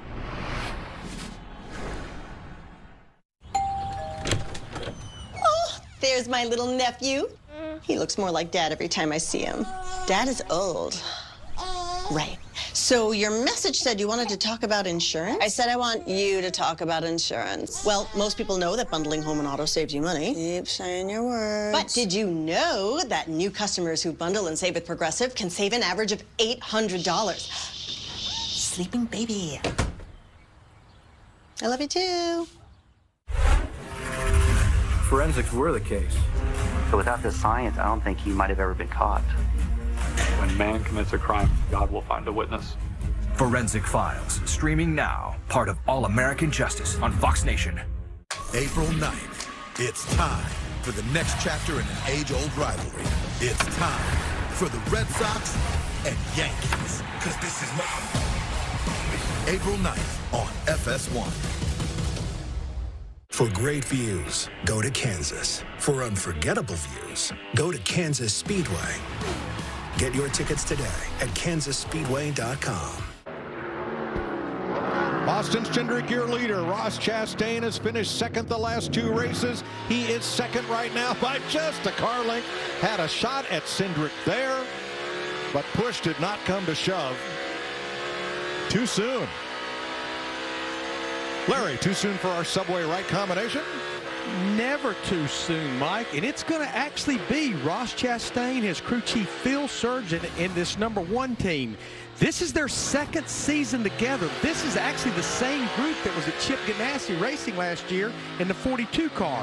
In these first 5 races, 3 top 5s, all in the last 3 races. They have led 125 laps already this year, and it does not seem to matter what track they go to. They are fast.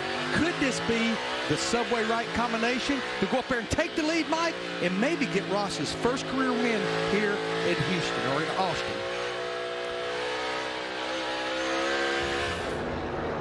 That might be the right combination, but don't look too far for that combination. There's another sandwich eater coming. I'm telling you, the 16 of A.J. Allmendinger is catching these boys in a hurry, picking them up and putting them down.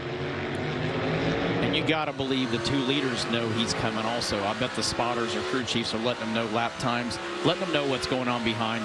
They need to know so they can take care of their cars. They've got a great battle up front, but they cannot get comfortable thinking they're doing it right now. Which is exactly what he wants. He wants those guys up there battling door to door, can't get through the corner, slows their lap times down.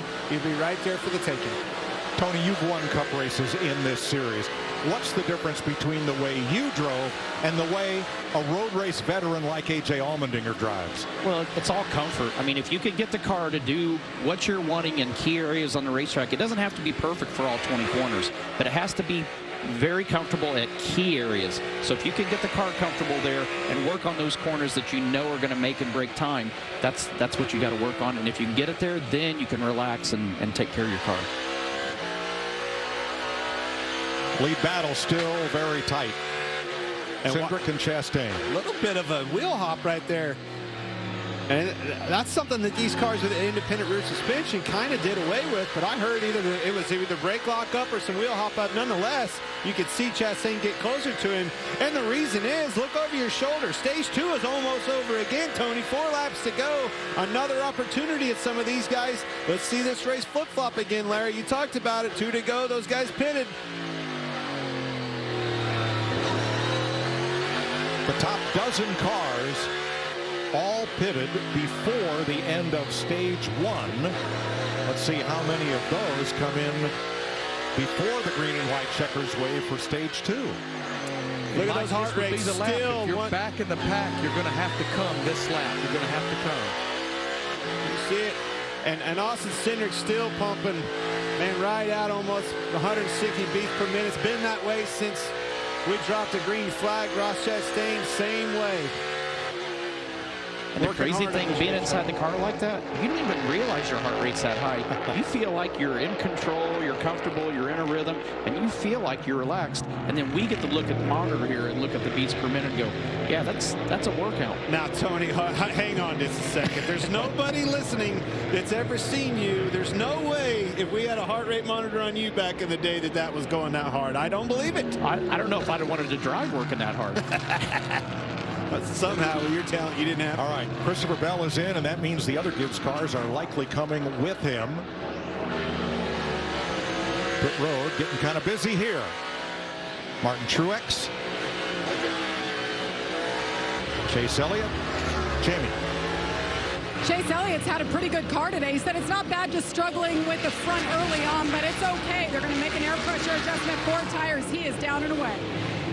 So again, the field pretty well split in half among those who will stop here and those who will wait and stop at stage end.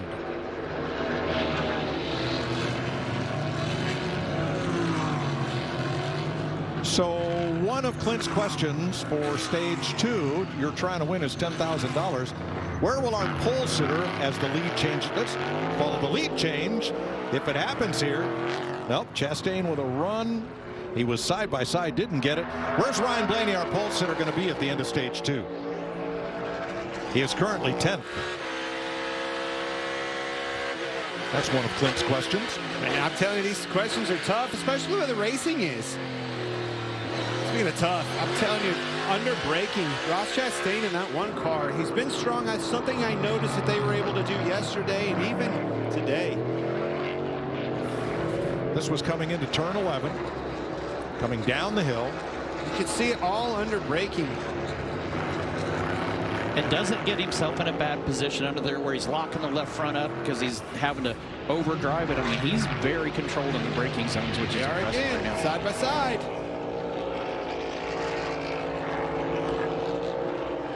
Plenty of room. Got him this time. Finally got position on him. Yep. And he gets the crossover. Chastain with the inside line, and they pit. Going to pit. They're going to pit. Ha ha! Wow. You know, pit road speed limit is yellow line to yellow line, and they came in there pretty hot. Jamie. An exciting battle all the way in, and as you see, Austin Cindric in the #1 pit box. There are 4-tire stop. They made an air pressure adjustment to help him out, but he has been quiet all day. Regan. Ross Chastain continuing to flex muscle on all types of racetracks. That race car right now loses drive, meaning when he gets on the gas, it spins the rear tires just a little too much as the runs go on. And the 16 of A.J. Allmendinger, that race car right now, they fixed the forward drive on that car last stop. He likes the changes they're making. He needs it to grip better in the rear through the corners. So drivers who did not pit include Denny Hamlin, Kyle Busch, Joey Logano, and Ryan Blaney. They are the leaders with 2 to go in stage 2 rather.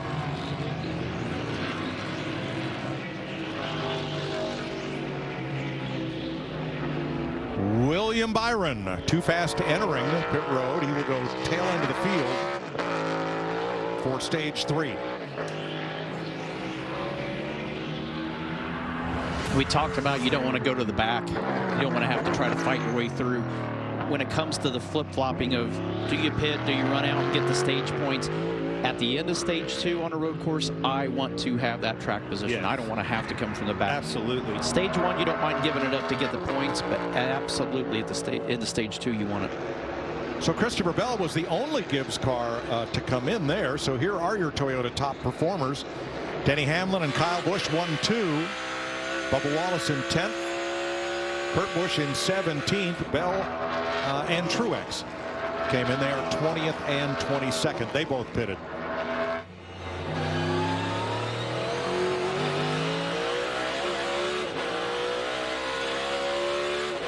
Don't need to race them. They'll be staying out. Don't need to race them. That was Kurt Busch's team.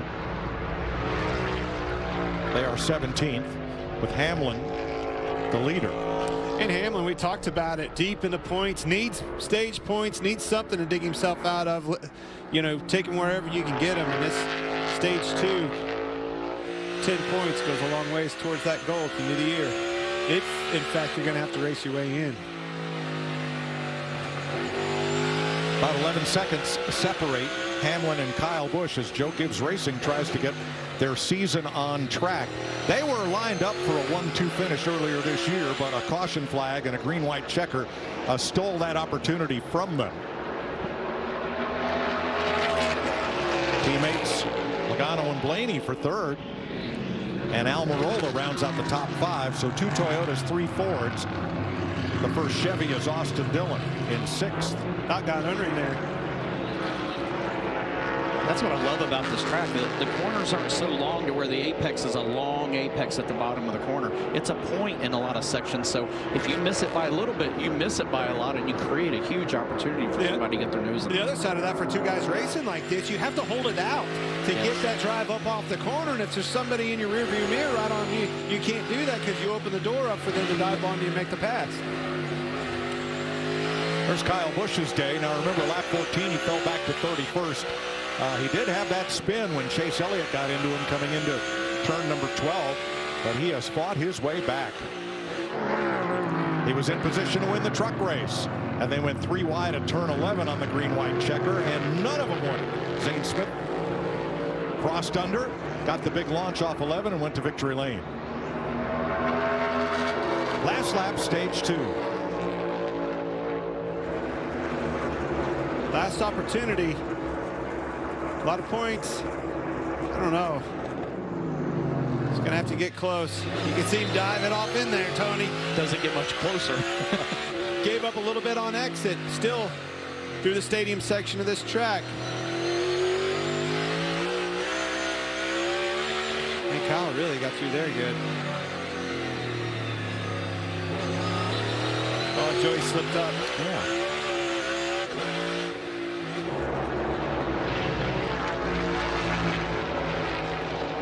He's going to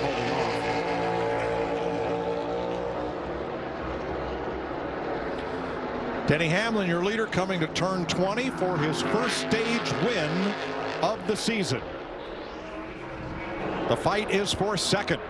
9 seconds behind him. 10 needed points for Denny Hamlin, and then it's going to be Kyle Busch, Joey Logano, Ryan Blaney, 2, 3, 4. Eric Almirola, 5th. Austin Dillon, rookie Harrison Burton, then Ross Chastain, Austin Cindric, and Bubba Wallace lined up for the stage points, most of which go to Denny Hamlin.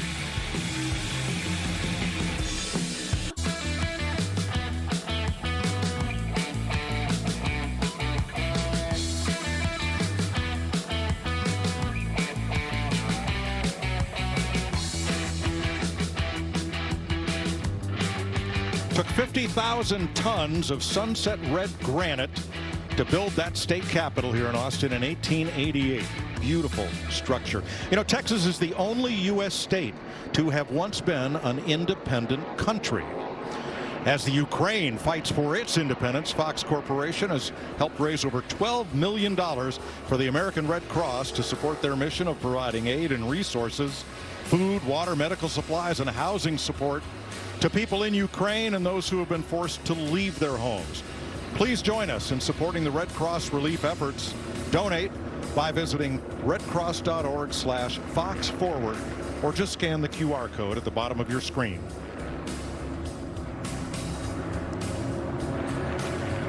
Pit road is open, the end of stage 2, and here comes Hamlin, Kyle Busch, Logano, Blaney, and the rest of the leaders. Not Joey Logano and Blaney, they stayed out. Jamie. Eric Almirola, one of those pitting, got really sloppy there, in his own words, loose. So he needs some rear grip. So does Kyle Busch. Says he's just as bad there, lacking rear grip. That's kind of been the issue since practice yesterday. Regan?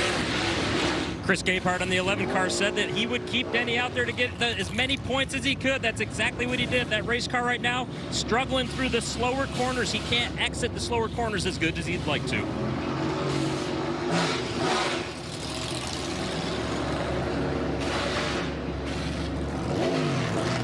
Here's the Ram race off pit road. Hamlin and Kyle Busch and Almirola in first, out first with Austin Dillon, whose brother Ty picked up 2, and William Byron picks up 3 spots. Hey, Denny Hamlin, it's Boyer up in the booth. You got us? 10-4. Man, got you some much needed stage points there. Hottest day of the year so far. I was curious about the track conditions, if there's any part of the track that you're struggling with more than others out there. Mostly it's turns 1 through 20. Well, obviously you're not struggling near as much as any of them. You won the stage, but honestly, passing zones, braking zones, some of the tighter sections, is there anything that stands out more than others? Yeah, I mean, I think I can continue to work on the braking side of things, get more aggressive. The tighter corners, it seems like I'm having issues, or I feel like I'm having issues getting it turned and then accelerated, but it seems like we're losing time, possibly another spot, so just keep working on it. That's all right, buddy. 1 through 20, only 20 turns. Good luck, bud. Only room to go up. Denny Hamlin, your stage winner. Ty Dillon, improper fueling on that stop. 31 laps complete. Stage 2 winner, Denny Hamlin.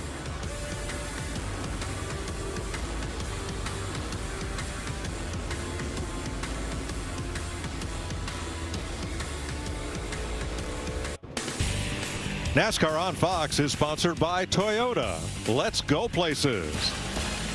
And by Indeed. If you need to hire, you need Indeed. 31 complete, 37 to go. We begin stage 3. Caution-free race so far, except for the stage breaks. Joey Logano and Ryan Blaney have not been on pit road since lap 16. Everyone else pitted just before the stage ended or during the stage break. So the 2 Penske Fords lead them to the Geico restart zone. On old tires, by the way, in the 1, the 2, and that 16 and Allmendinger. I'm looking for them to pounce and pounce fast. They're going to try.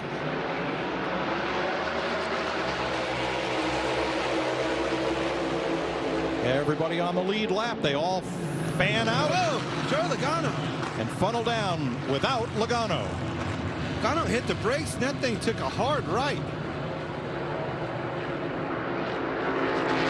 And he ends up 12th, and Blaney gets shuffled back as well. The only thing I can think of, Tony, is it had to have locked the rear brakes up.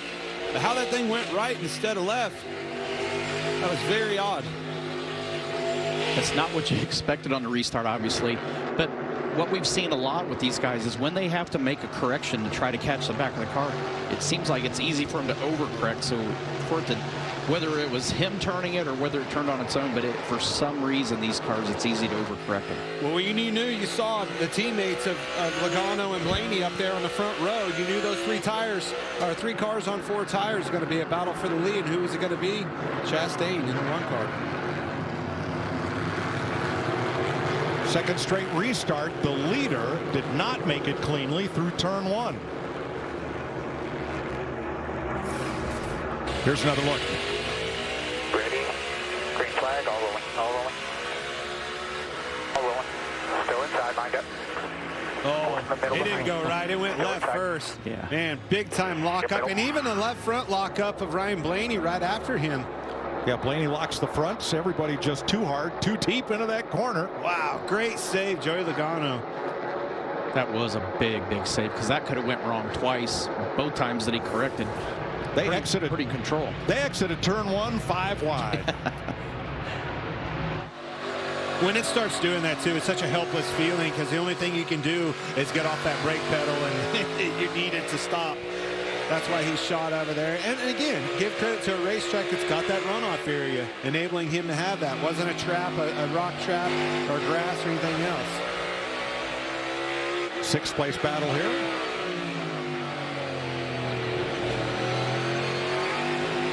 All clear. All clear.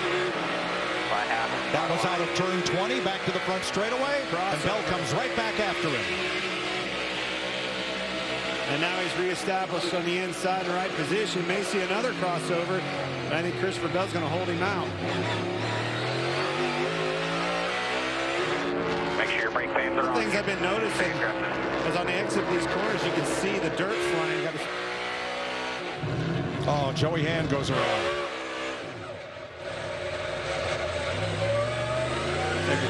Top of the hill in turn 1.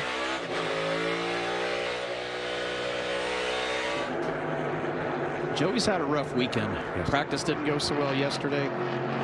Some issues today.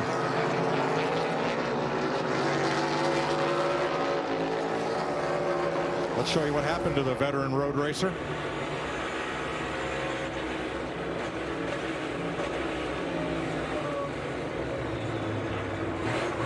Left side quarter. Left side quarter. I'd say the 10 turned him around. Yes. And Austin Cindric has spun.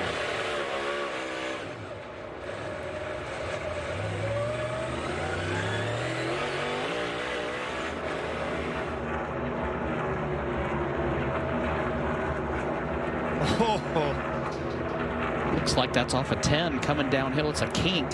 It's the same place that Ryan Blaney yesterday had an issue going over the curbing.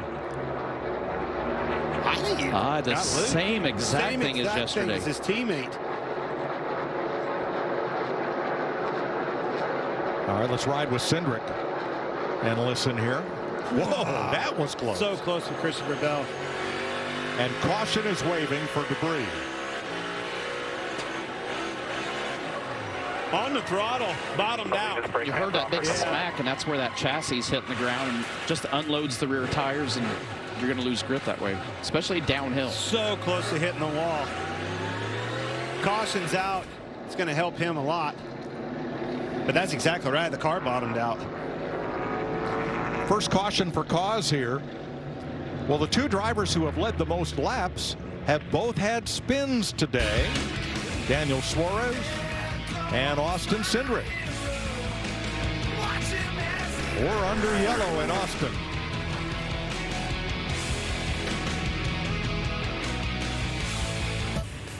Under caution, Ross Chastain is your leader with 34 laps to go in the EchoPark Automotive Grand Prix. Earlier, Michael Waltrip took EchoPark sweepstakes winner Rocky Forrester for the ride of his life. Rocky! How you doing, Mikey? How you doing? EchoPark Sweepstakes winner. Your experience is just getting ready to get a little bit better. Oh, wow, I'm excited. Yeah, I'm going to take you for a ride in my Tundra around the racetrack, and I'm going to try to scare you. Are you ready? Yeah. Let's do this. G-force activated. Coming right here to the Lone Star flag. Don't mess with Texas. No, don't mess with Texas. We're coming up to the checker flag. Throw the checker flag. This is it right here. Woo! Rocky, I got one more surprise for you. All right. On behalf of EchoPark Automotive, I'm going to give you this Tundra. No way. Oh, my God. I need a bag. This is your truck, your baby. You're going to drive it home. I just want a truck. Oh, my God, Mikey, just hold my... You just gave me a... How about awesome. that? Well, we've already had one winner here in Austin, Texas. Who will be the winner 34 laps from now?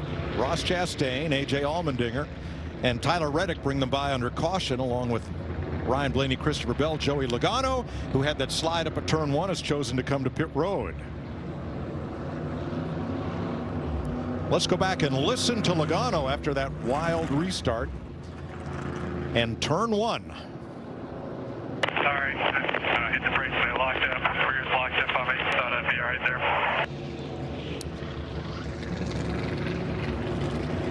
Well, we knew that. Yeah. It's still a heck of a save. Yeah. Could have been way worse. Yep. Yeah, absolutely. There were a lot of things that could have went wrong in that transaction. So unfortunately, they didn't give a chance for their strategy to play out. That's the only bad thing. Austin Cindric also pitted along with a number of drivers in the back half of the field. 33 laps to go in Texas.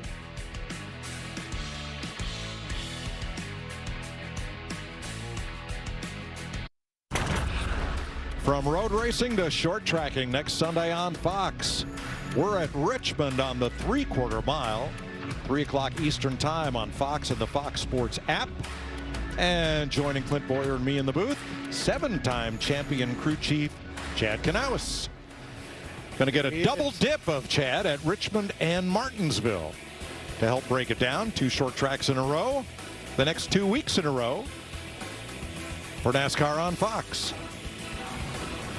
We've had the what is Gordon's new role? What is it? Vice chairman, and now we have the vice president. Man, we've got a lot of vices in here. What's your Tony, you have a what title? is your title? Owner. That's a good one.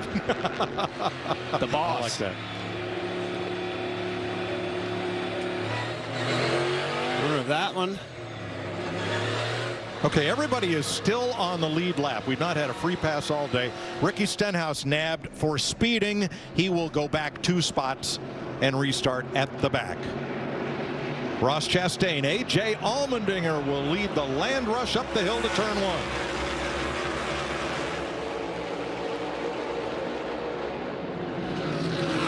1. The 2 of them combined to lead all but 5 laps of yesterday's race. And we're going to get through there cleanly. Wow. You notice the trade-off. Those guys hug the inside trying to protect that, but on the exit, they all end up way wide because of it. It's also funny how they learn. You know, you keep pushing a little bit harder until something happens, and then all of a sudden the next restart, everybody kind of settles down and calms down. Well, the last restart, we were 3 wide coming down the hill. Now, we're minding our P's and Q's through the S's. But for Tyler Reddick and Chase Briscoe. Something happened to Bell there. I don't know if he missed a shift or what, but he's going to lose 3 or 4 spots, if not more, by the time we get to 11 here. Here's your 3 wide into 11. Whoa. And you heard that downshift. I'm going to tell you, turn 11 is extremely challenging as a race car driver to not over-rev that engine on a downshift.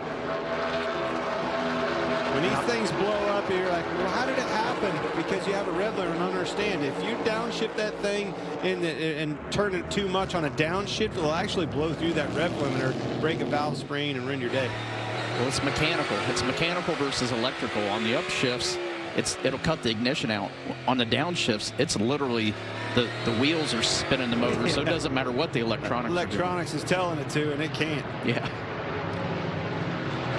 Chase Elliott Picks up 3 since the restart. Note Blaney is still out there on those tires he got back at lap 16. Well, that's the bet he made. He's having to ride it out here, hoping this strategy plays out. How about Denny Hamlin, Regan? Mike Denny won that last stage, but keep an eye out. He just radioed to the team that he has a steering issue in that race car right now.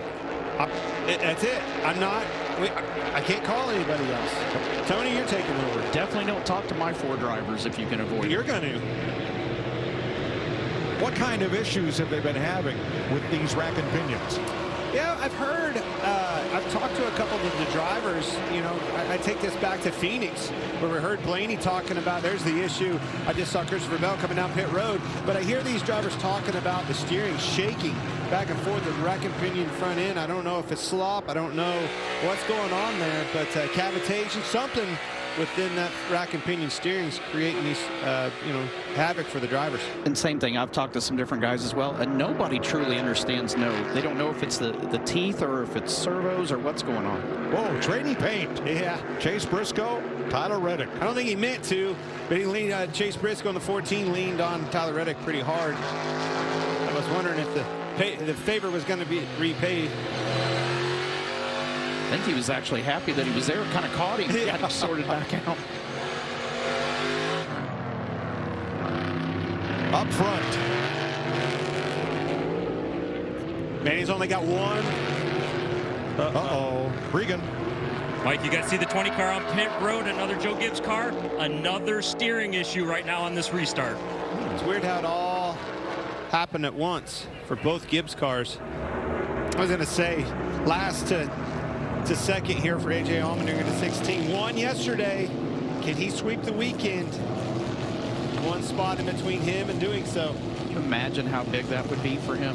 Oh, man, he did it last year. Absolutely. You know, you want to talk about, this is a ringer in the Cup Series. Yes, the Dinger has been in NASCAR, winning the Xfinity races, but he's not, a permanent driver in this thing right now. And I'm telling you, as a ringer coming into this, against this competition in the Cup Series, the job that he is doing, you just can't speak enough about it.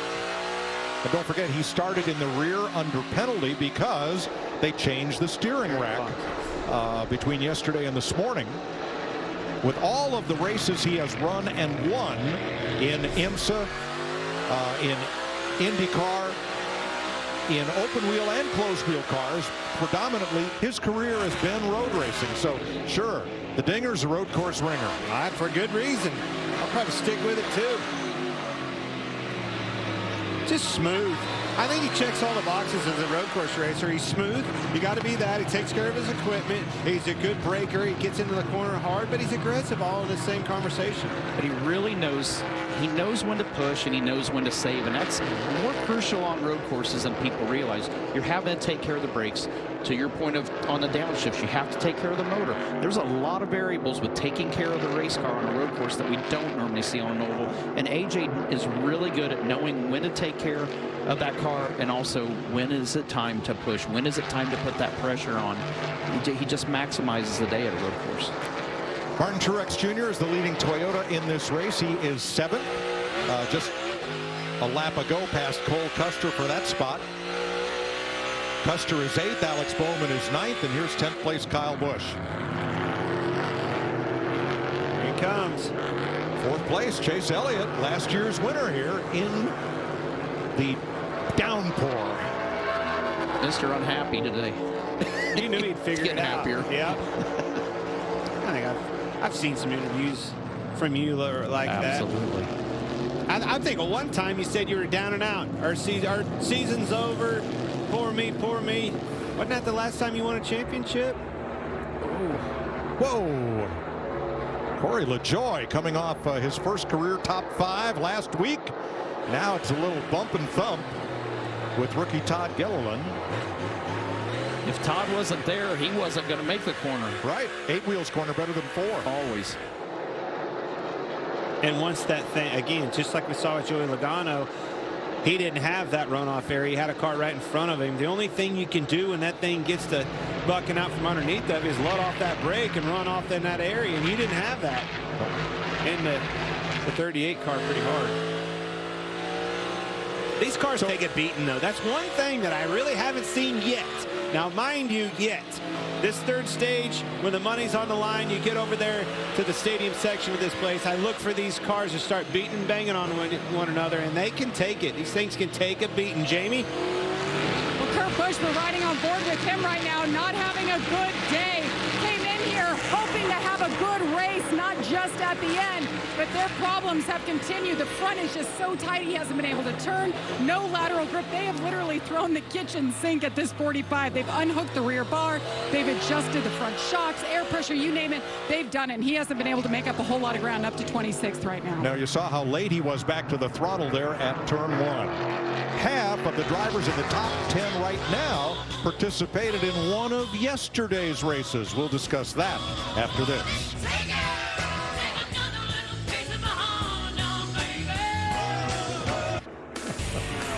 You wouldn't believe the choreography going on up here with 28 laps to go and Ross Chastain in the lead, because it's time to look at today's Credit One Bank ones to watch.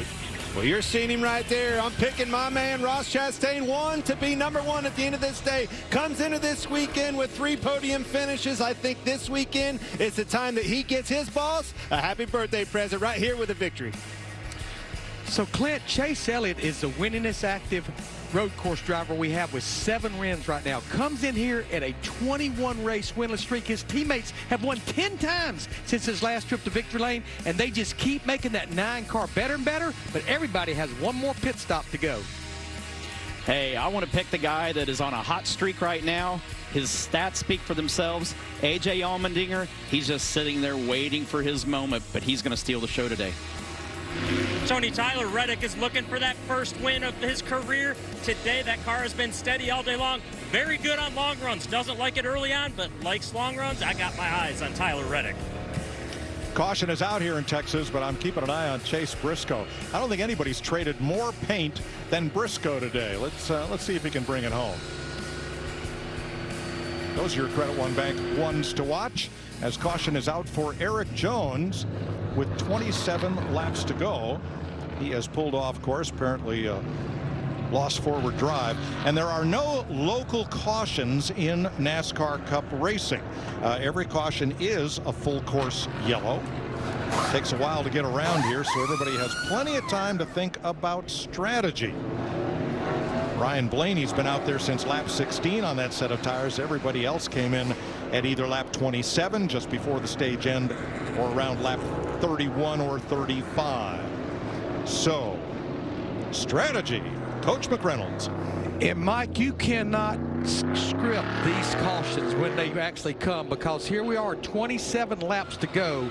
Remember the fuel window, 22 to 24 laps, but watching kind of our fuel forecaster, I think they can go probably up to about 25 or 26 laps. So I think everybody comes here, packs that thing full of fuel, try to save as much as you can until we go back racing.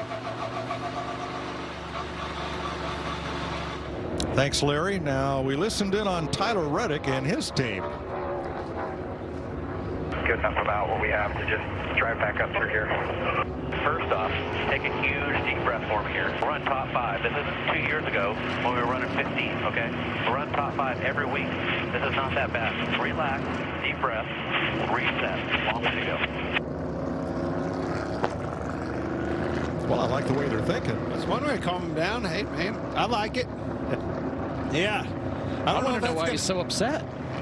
The top 5 run right now is strong right now here. Well, he sat on pole here last year, qualified well this year. Thinks he has a shot to win it. Might also have been that 14 car that bounced off of him like a backboard at a basketball game. Might have been. So let's look at A.J. Allmendinger's day, the Los Gatos, California driver. Stage 1, stage 2, climbing to the top. Currently second, won by a pretty substantial margin here yesterday. He controlled the latter half of that Xfinity Series race. He's in second behind Ross Chastain. Well, baseball is back April 9th on FS1. And it's the rivalry I grew up with in Hartford, Connecticut. We're halfway between Boston and New York. One side of the street were Red Sox fans. Where I lived, we were Yankee fans. So this opening week slugfest will be on FS1 April 9th. and on the Fox Sports app. 27 laps to go in Austin, Texas. Beautiful day. Temperature climbing up toward 90 degrees. The Chevys of Chastain and Allmendinger leading the Ford of Briscoe. The first Toyota is Truex in 8th.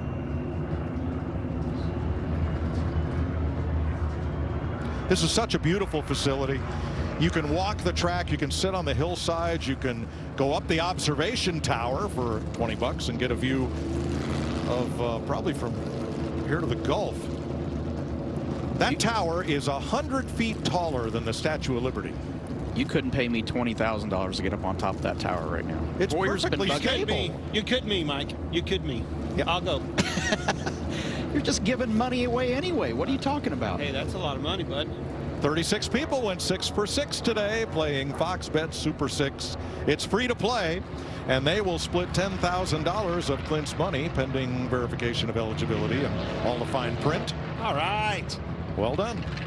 Free to play. If you didn't get it this weekend, get back on. Join us next weekend. Fox Bet Super 6. A lot of fun. $10,000 on the line every weekend. Now, fellas, this pit road is pretty narrow. If everybody pits at once, and with Christopher Bell getting a free pass, everybody will be on the lead lap. Yeah, this pit road is very similar to the one we see at Indianapolis Motor Speedway, and it creates havoc when everybody comes, and mainly because guys finish their stops. They're the first guys in. There's still guys in the back of the pack still coming. They're trying to get in their boxes while the other guys are getting out. Oh, there's a nice touch. They've stenciled the driver name in front of the stall. That's in case you forget your car number. You can look on there and find your spot that It's way. just first class all the way around. This place has always been that way. But another thing about everybody being in there, you know, we saw the one car, the tire almost looked like it was getting away out of the box. When there's a car in front of them, that will be a penalty. So with everybody on pit road, everything's a lot tighter for everybody involved, not just the drivers. Jamie. And Chase Elliott, you guys talking about the pit boxes, they asked him to cheat to the right about 6 inches just to give the Jackman enough time and space. Car is pretty good now. Corner exit, he won a little bit of help, air pressure adjustment, and they come around to the left side for 4 tires. Reagan. Chase Briscoe on the 14, lacking a little bit of front turn with that race car, in particular through the left-handers. The one of Ross Chastain right now, that car is super close, just not real comfortable at the restarts of the 16 to A.J. Allmendinger. Car is good for him. Another miscue for Kurt Busch. He had to back up into his pit stall. A.J. Allmendinger couldn't get out of his pit box with Blaney in front of him, lost some 3 spots there. Kyle Busch up 4, and Cindric, no tires. Wow, he picks up 13 positions. Here's the race off pit road.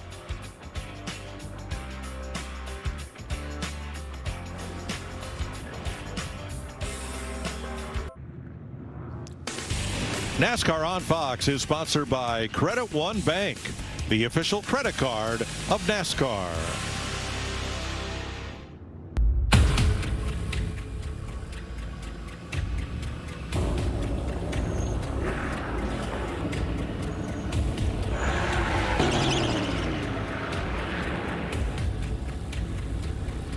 Circuit of the Americas, Austin, Texas. Second trip here for NASCAR. First trip with this brand new car. And first time we've raced here in the dry. Ross Chastain is your leader. A.J. Allmendinger came in second, went out 5th. Let's show you why. He gets in the box nice and straight. Everything routine on the right-hand side, smooth. Tire changers got done at the same time. Good exchange to the left side. I don't think it's stopped, though. Watch this. When he leaves, he has to double clutch a little bit to get around the car in front of him and Ryan Blaney. Ryan's kind of stuck out a little bit with his right rear, and I think the numbers right here say it all. 1.4 seconds slower down the length of pit road. Pit crews were pretty much the same. Chase Elliott pitted from 4th place, came out 11th, and it got pretty loud on the radio for number 9 after that.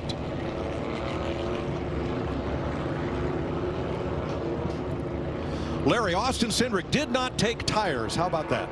Well, remember, he was on pit road as well as Ricky Stenhouse Jr. and Joe Logano at the last caution, so he only had 4 laps on his tires. Good point. Another thing, car I see up there now, don't look now, but I'm telling the 48 car, he was fast in that first stage, laying some really fast lap times down, and when the race kind of flip-flopped, if you will, through the stages of everybody taking tires and staying out, I think he's one to keep an eye on here at the end. Third car inside is Allmendinger next to Kyle Busch. Second row, Reddick and Bowman. Front row, Chastain and Briscoe. It'll be 25 to go, and we're back to green.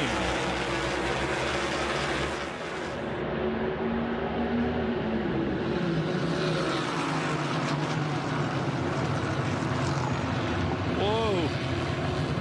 Chastain moved Briscoe way outside. And Briscoe and Reddick are together again to trade some paint. Yeah, they've been locked together for a lot of laps now. Just can't seem to get away from each other, it seems like, in this race.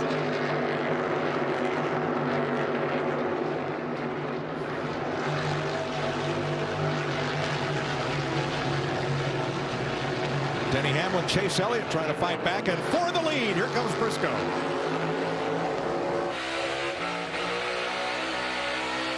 Quarter, still there. And you're going to ask, he was definitely all 4 tires underneath that red and white curbing, but it's only in 4, 5, and 6. Does that rule apply?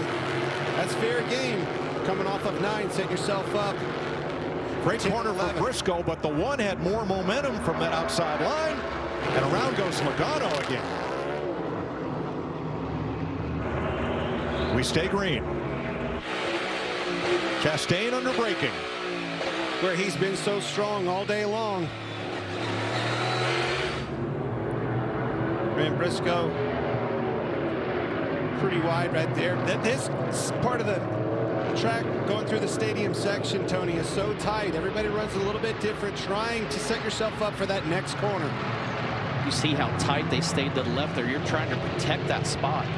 Ross does a great job of getting cut to the left. Chase isn't willing to give it up yet, though. What a battle.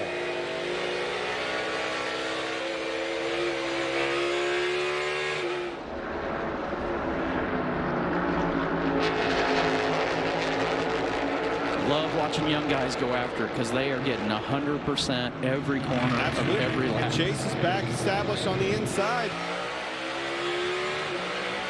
Even at the line. It's all about setting yourself up for that next apex. Do I give it up here to cross back over and be good for the next corner? Which is the corner that there it is, another crossover. Chastain looking to the inside. Briscoe did a good job blocking that run. Or just a good job of not overdriving the exit. From the center of the exit, he was able to keep it down, keep it in the groove where he wanted to be, and that's where where Ross was aiming for anyway. Uh-oh, caution is out. Now that is near the stadium section. Bubba Wallace. And there is Bubba Wallace. Out by the gravel. That's going to be a vacation for his crew chief and whoever else. Lap 45, 24 to go. I think they were trying to get it back, obviously just nursing it back around. If there's the lug nut falls off, and here comes the wheel. Pretty self-explanatory. And why is the penalty so steep? Because of that right there. You see that wheel flying off. That wheel cannot. That's very dangerous to be rolling. A lot of weight, a lot of mass. Do not want that in a grandstand or anything else. Let me also update. Brad Keselowski penalized under the prior caution for pitting outside the box. Now, when that wheel was attached, I'm sure the gun felt that the nut was tight, but the wheel was probably not flush with the hub, worked its way loose. Off came the nut and the wheel followed. Well, these teams have been struggling with it all year long. I mean, it's about one every weekend we see. Everybody keeps getting better at it, but it's just a new format, new style. There's the lug nut gun that puts the single lug nut on. You saw all the holes on the back side of that wheel. You know, just so many different things that go in. A lot of layers to that conversation of how that wheel can fall off with just one single lug nut. Eric Jones gets the free pass, the only car 1 lap down. Regan? Well, Mike, somebody that really likes this caution right now is the 16 car of A.J. Allmendinger. That race car has been fine for him, but unfortunately the air conditioner quit working in there. He dropped his water bottle, can't get his hands on that. His calves are now cramping as well, so keep an eye on that. A.J. is going to have to dig deep if he's going to win this race. Jamie? And on that last stop, Chase Elliott had the best track position he had all day, but when he came into pit, we talked about he cheated it to the right a little bit, but the jackman on the right side didn't get the car jacked high enough to hang that tire on the right rear. He lost a handful of spots, now back in 9th.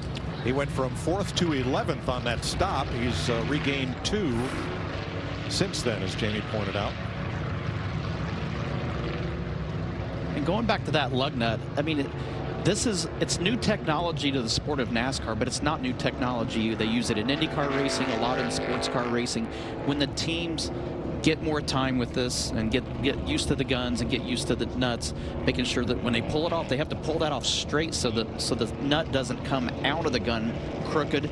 We've seen those come off during pit stops, but the holes that you saw, and you see the pins, the holes in the back side of the wheel, go and index over those pins before they put the nut back on. Yeah.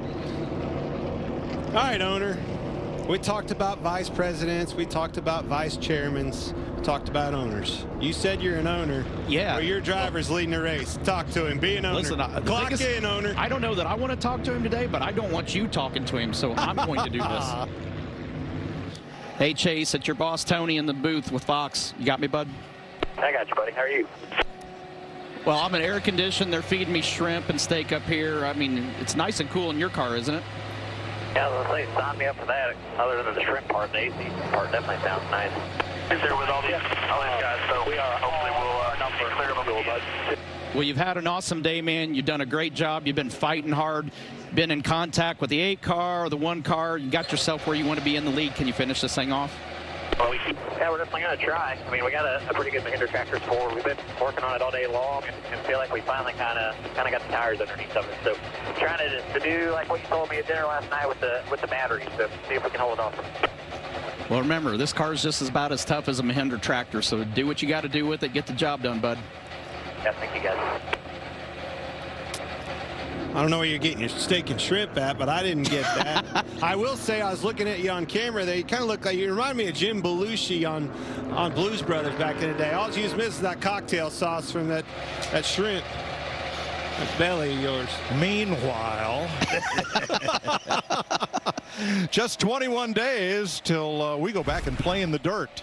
That will be the Bristol Dirt Race Sunday night. New date, Sunday night, April 17th on Fox. First time we went to Bristol on dirt, Joey Logano ended up in victory lane. Gonna be a fun weekend. Sure is.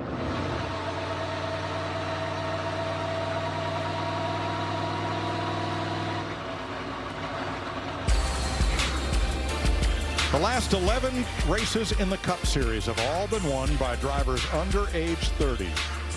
Sorry, Clint, Tony. Things have changed. Not looking good for a comeback for either of the two of us right now. Nope, not right this minute. It just seems to be a changing of the guard. Blame it, you know, whatever the case may be. I think it's the car. You know, I think that's definitely where it's at. Is, you know, the game's changed. The ball has literally changed in this sport. Now, we were in Phoenix recently, and the top 3 in Phoenix looking a whole lot like the top 3 right here, right now. There's Chase Briscoe on that final restart, keeping Ross Chastain behind him, and that was the key. Tyler Reddick to the outside. Briscoe was able to drive off and leave them and score the big win.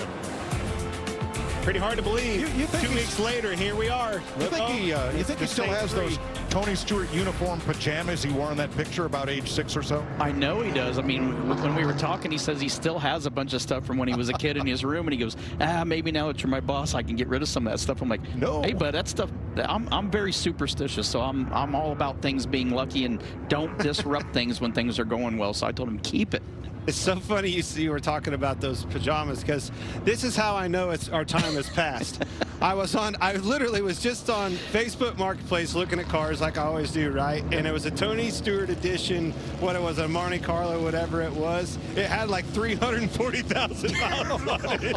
So it tells you, buddy, I think our days are in the rear view. Come on, man. That was a family that the dad works first shift, mom works second shift, and the daughter works third shift. They all drive that car. Keep telling yourself that. So, you want to see where the Cook family of drivers are faring right now? Sure do. There they are. Denny Hamlin 11th, Austin Dillon 16th. Everybody still on the lead lap. Daniel Suarez got turned around on a restart after leading the first 15 laps of this race. And Joey Logano has had a couple of spins back there in 36th. Bubba Wallace 1 lap down. Andy Lally out of the race early. Everybody else is on the lead lap here with 23 to go. Yeah, that bunch, just heart broke for Daniel Suarez. Won that first stage, extremely fast all weekend long. Started on the front row and just cannot seem to capitalize. The other one's the 22 of Joey Logano. Again, was fast Saturday, and I really looked for him to be a front runner in this and just can't get it put together. Daniel Suarez will restart 29th. We hear on the in-car radio they are having power steering issues on that 99. He has led the most laps today, 4 more than Austin Cindric and Ross Chastain. Ready to come back to green. Briscoe, Chastain, Reddick, Allmendinger ready to trade some paint in Texas.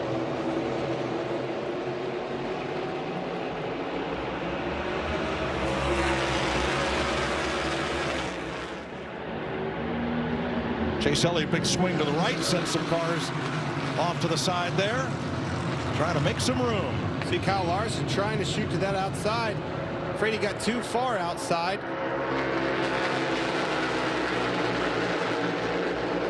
One thing about that outside is if you can get around the corner, not get pushed off into the grass, it sets you up again for that next apex like we were talking about. And most likely you've got a lot of momentum because you didn't have to turn quite as tight. Build some momentum around the outside of that last half of the corner. Cindric back in 7th. Looking at 6 through 8 here.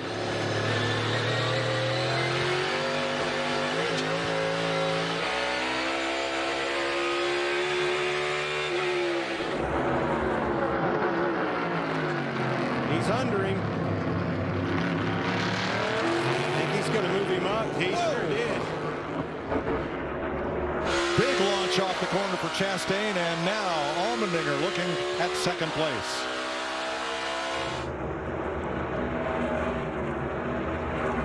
Allmendinger's pushing the 14 pretty hard. I think he's quite close enough.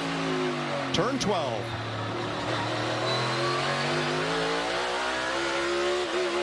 No pressure, I'm back, whatever you need. Oh, Briscoe slipped up. He's able to hold on. Slipped up a little bit getting into the corner. I love this stadium's part of this racetrack, the stadium section. So many different lines. You can see how AJ holds it tight. Briscoe, Chastain a little bit higher. Through the carousel.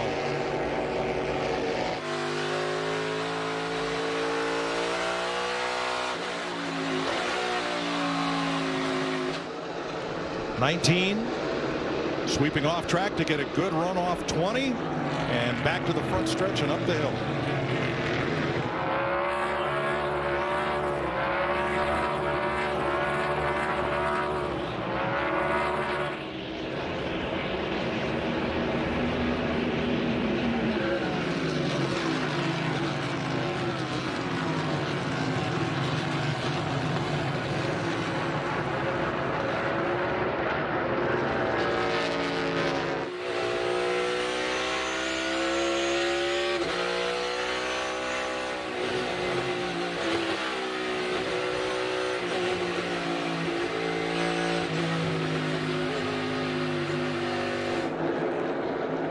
Really good to listen to the in-car of those and listen how every time that Kyle was going to the next corner in the S's, the pace just slows down a little more and a little more. You can see those guys, pretty easy peasy up front, but man, back here I've been watching these guys just all over one another, slipping and sliding around. That's a massive bottom out. And it's something that you see these cars popping over those curves, and it just looks so effortless. When you hear those in cars and how hard they hit and how much it upsets the car inside of it, tells a different story for sure. 7th place. Hear that little hesitation from Cindric on the shift, and that gave Chase the momentum on the inside. It was almost like it didn't quite go into gear. Yeah, just didn't complete it and get it done. But that's how critical it is on that long backstretch to carry that momentum. You can't miss anything and not lose time. The 8 car of Tyler Reddick's a little bit of protection mode. Cut that corner off to protect the 18. Let the 18 get established a little bit, hold it out, and now see where he's at on the next apex. This is what he's holding on for. He's got it.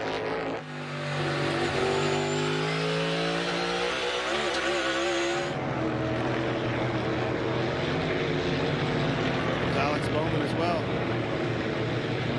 So many times, though, in a 20-turn road course like this, how many times have we seen guys through the S's, through the stadium section, be able to run 2 wide and not have issues racing with each other? It is just I absolutely love this racetrack. I think it's so race-friendly. I think it provides a lot of action and opportunity because of the layout. I just think it looks like a fun circuit to drive. A.J. Allmendinger in 3rd, 1.4 back. Just so you know, buddy, the 14 and the 1 do not get along. Any of us really get along? Well, you know, not better than others. Makes me feel good enough to joke. I gotta throw stuff out there like that once in a while, just check on it. Yeah, that's all. Do any of us really get along? Are you kidding me? I guess he feels good enough to joke. He was just talking about air conditioner and upset about that. What he wants them to do is exactly what that crew chief was saying. I want them guys to get up there and not get along and hand this to me, just like we saw in the truck race. Jamie, you got something for us? Yeah, how about the 18 of Kyle Busch? The comeback for him as Alex Bowman tries to go to the inside. But Kyle, remember, he spun earlier on. He raced his way all the way back up into the top 10. And the last stop, his pit crew over the wall got the job done. Just over 9 seconds, gave him 4 spots and put him in this position to battle with the guy he went toe-to-toe with yesterday at the end of the race.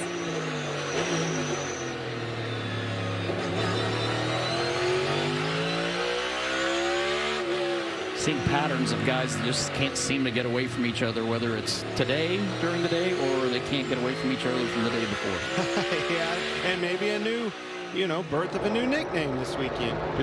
Did you ever have one of those seasons where there was somebody that would just always seem to be right there with you? Him? And it was always somebody I didn't want to be around. That was the bad part. It wasn't somebody like, man, this is the guy I really love racing, and every week you're like, man, this is cool. We get to have a lot of fun. It was always the guy that you didn't get along with. I had more bad luck of getting into incidences the week before and then having to ride with him in the truck. Oh, never fails. The and they qualify right next to each other. Yeah. Yeah, so you're standing there with everybody trying to glide hand and be happy with one another. But normally you were waving in the back of the truck to the crowd, and in your mind you're sitting there going, I just want to grab him by his collar and throw him off the truck while we're running 30 mile an hour down the road. So in a topsy-turvy season, in which Spire Motorsports has as many top 5s as powerhouse Joe Gibbs Racing, the top 6 drivers in this race are from 6 different teams.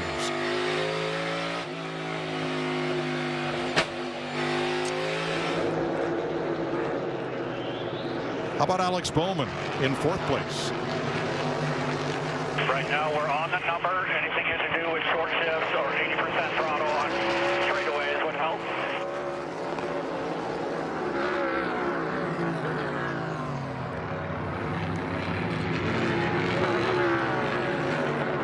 Here's his teammate Chase Elliott to the inside of Tyler Reddick and moving up on Kyle Busch. Reddick was so strong for the middle portion of this race, but here he's having trouble hanging on to the first half of the top 10. didn't seem there. It just seems like he's having trouble under the braking, which are obviously so important and a must in an area where you need to be good. Everybody's able to dive in a little bit harder than him and put the pressure on. Speaking of pressure, all three of these guys have a lot of pressure. I think that the front two guys have more pressure than that third car. I think the third car's out there to have fun. These other two are doing everything they can do to stay in front of him. So, Larry, how about being right on the number to get to the finish here? Well, and I think the reason they really keep looking at it, Mike, is just, we talked earlier, the pace is just not slowing down. In fact, Chase Briscoe and A.J. Allmendinger, they just ran their fastest lap of the race. But remember, they pitted with 26 to go. That's just beyond the fuel window. But those couple of cautions, that probably buys them. That's why I think you're hearing you're right on the number. Okay. Chastain, Briscoe, Allmendinger. We're going to take you, Fox, side by side with 18 to go.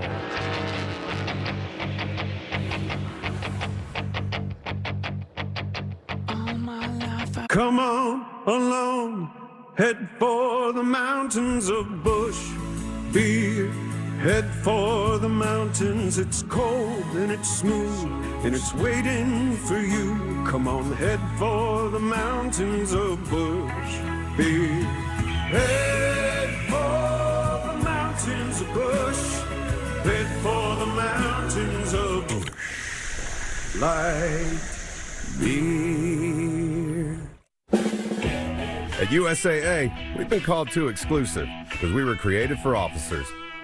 But as we've evolved with the military, we've grown to serve all who've honorably served, no matter their rank or when they were in. A Marine just out of boot camp, or a petty officer from 73, and even his kids and their kids. USAA is made for all who honorably served and their eligible family members. Are we still exclusive? Absolutely. And that's exactly why you should join. Ooh, call Logano. Hey, Joey, you can save money if you fill up at Shell if you use Advanced Auto Parts Speed Perks. Dude, I'm way ahead of you. You saved at the pump? Yeah, I saved at the pump. The pump? The pump. You saved at the pump! Woo! Now you can save at the pump when you shop at Advance Auto Parts. Learn more at advanceautoparts.com/gas rewards. Now, it's my turn.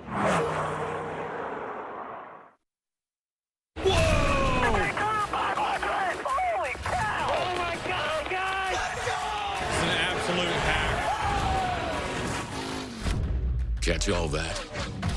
I'm ready to rip somebody's freaking head off. Or that? Well, get ready for this, and a whole lot of this.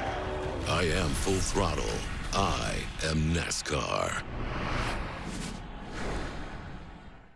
Fox Wednesday. Lights, camera, action. The call has gone out. Can't wait to see this. 5 new singers take the stage. Whoa! They're 3 heads. For a monster standoff. I'm going for the gold. Getting real. Of the good, the bad, and the cuddly. I love you and I want you to feel the... Oh, can I have a hug? You don't touch me. Okay. Don't touch me. Okay. The Masked Singer, all new this Wednesday on Fox. For 75 years, Martinsville Speedway has been the short track in NASCAR. Get your tickets now at martinsvillespeedway.com. 17 laps to go in Austin, Texas. Ross Chastain in front of Chase Briscoe by just half a second. A.J. Allmendinger 8/10ths back. And while we were away, Brad Keselowski got in the back of Ty Dillon. Neither one of them having a stellar day. Keselowski 27th.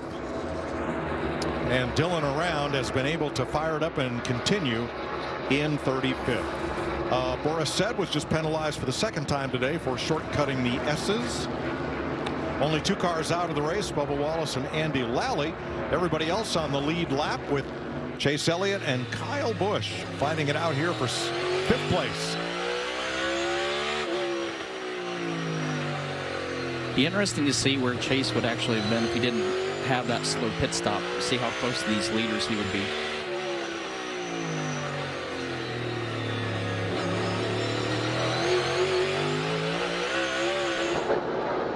Look at this. Big transition there, left to right.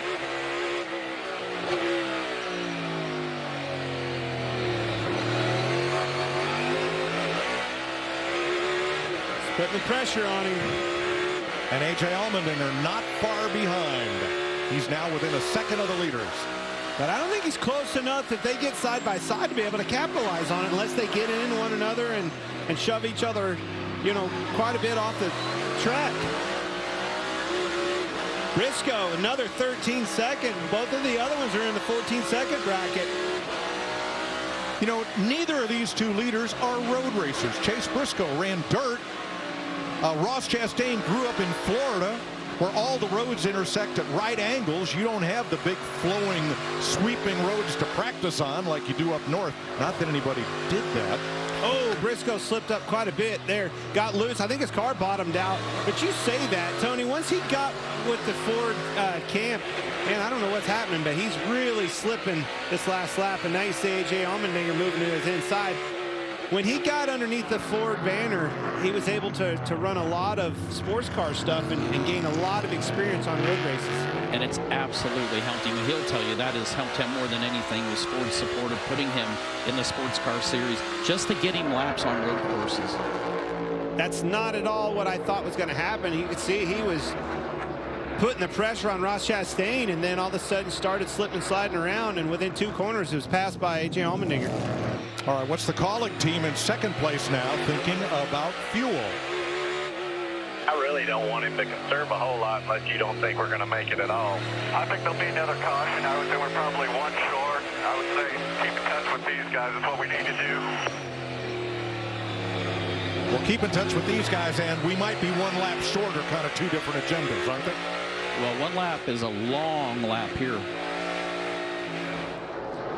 Ricky Stenhouse has lost the drive in his number 47. Now, there are areas where you can exit the course without prompting a caution flag. That's off of turn 11, getting into 12. Not sure Ricky's going to find one of those. Where are we? That's a good question. In between 11 and 12, 11 down the hill. 500 yards on the straightaway.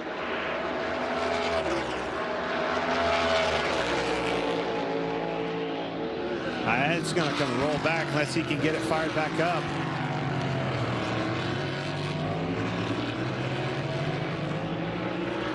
It's not what Ross Chastain and Trackhouse Racing wants to see.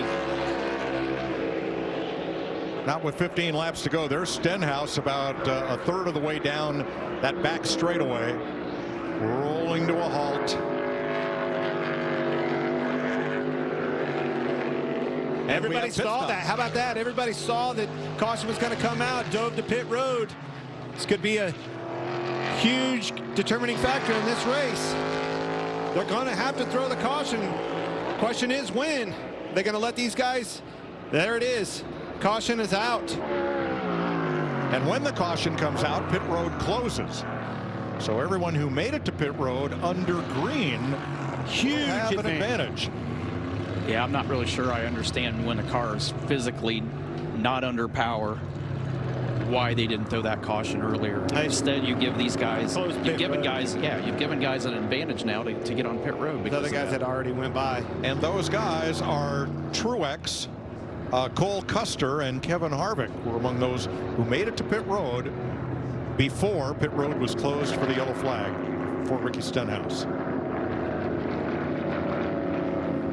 Well, like we mentioned, it's such a long course, the lap times, and we saw it with Daniel Suarez earlier in the race when he had a flat tire. You're not going to go a lap down here, so having that opportunity, and the field wasn't strung out too far, but had enough that you could gain some spots and or not at least lose all the track position that you had by making that pit stop. There are a few areas on this course, including one right across from us here on the front straightaway, where there are breaks in the wall for either safety vehicle access or let the pace car out, or for the shorter versions of this course. But Stenhouse could not get to one of those to get his car to a safe place. So he stops on the straightaway and the caution comes out. Well, Larry, now what would you like to do? Well, one thing this does, if you were right on your number, this helps you with the fuel situation. But honestly, Mike, we still have 25 drivers out there that's not pitted. They've got about 7 to 8 laps on their tires. You're pretty much, your bet is made if you're up there inside the top 8 to 12. You've got to stay out. But now if you're back there around 15th to 25th, absolutely come get 4 tires and fuel. Well, this should certainly help A.J. Allmendinger's team's concern about fuel. Save like a pig right here. If we save enough right here under this caution, we should be all good. We should be good to make it barely. Ricky Stenhouse broke the drive shaft, so he was unable to get any power to that car to move it off track. And they'll push him back here with 15 laps to go. You know, just takes me back to the restart when we had Joey Logano and his teammate Blaney, you know, on the front row on old tires, and man, they didn't make the first corner and they were swallowed up. All right, now we talked about the drivers who pitted, Truex and Harvick and Cole Custer. I seem to remember a well-timed pit stop at Sonoma just prior to the last caution coming out, getting Tony Stewart his final Cup win on a road course. Yeah, we definitely short pitted because we physically at that point of the race didn't have the speed to get to the lead. So Booger Ravitch called me in 2 laps early. Sure enough, we make it 2 laps in the run and the caution comes out, and I'm like, we're in good shape, but we're also a sitting duck at the same time, but we're able to hold on. That was quite a battle between you and Denny Hamlin all the way down to the final corner.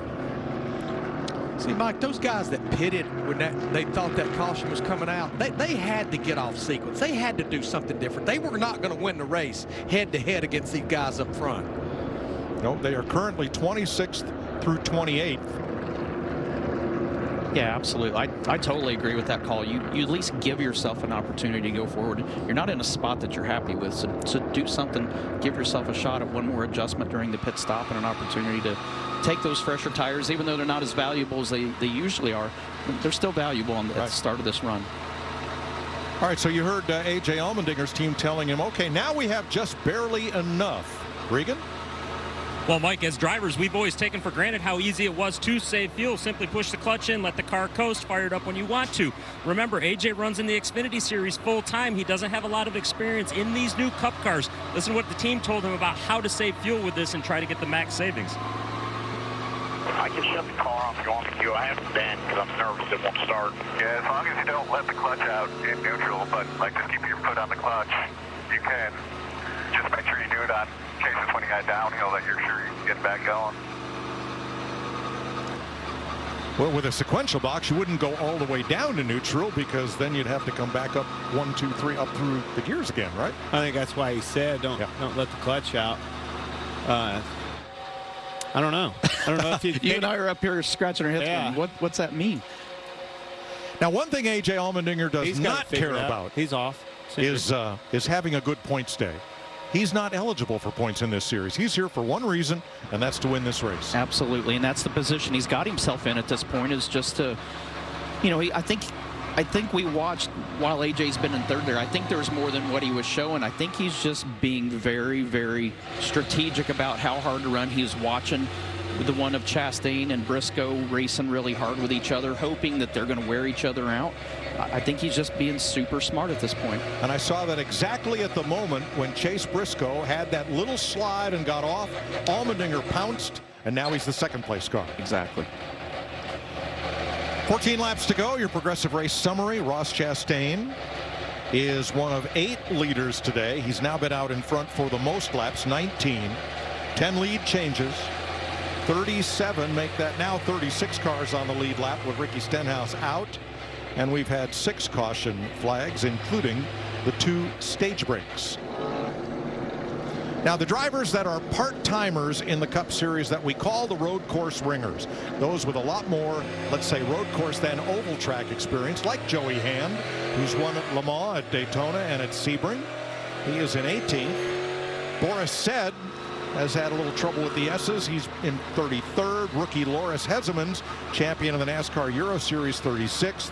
Andy Lally's car had trouble in inspection and only ran a handful of laps and is out of the race. But A.J. Allmendinger carrying the flag for what I like to call the Dan Gurney group, the road course ringers, after the all-time road course great who won 5 races, 4 in a row at Riverside, California for the Wood Brothers.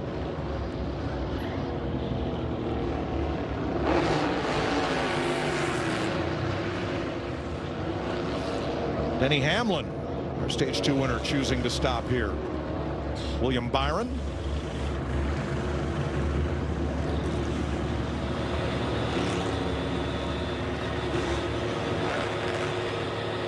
And as you said, Tony, if you weren't up there in a position to win this race, hey, let's try something. Absolutely. Let's try stopping here, getting fresh tires. They have 5 sets plus 1 carryover set from practice. At least let's see what we can do to get ourselves back up front. Well, the other thing is, too, is you have no idea with all these guys up front on old tires. You know the melee's coming. You know they're going to start pushing harder and beating and banging on these restarts. If another caution comes out and 5 or 6, 7, 8 of them take themselves out, now you're in the catbird seat with track position, with tires. Watch these drivers who just took tires on the restart. When they get up the hill to turn 1, up into that sucker hole, I'm going fast, I got new tires, I can pass all of you, and they're going to be 6 or 7 wide going in there. Well, and Larry might be able to add more to this. I think those guys that were the first ones on pit road were really hoping that they would draw all the cars behind them on pit road. They wouldn't lose the track position, but would still have those fresh tires. Yeah, because the top 15 stayed out. But what I like to say, this is about the time of the race the wires start sparking inside the helmet. That's exactly right.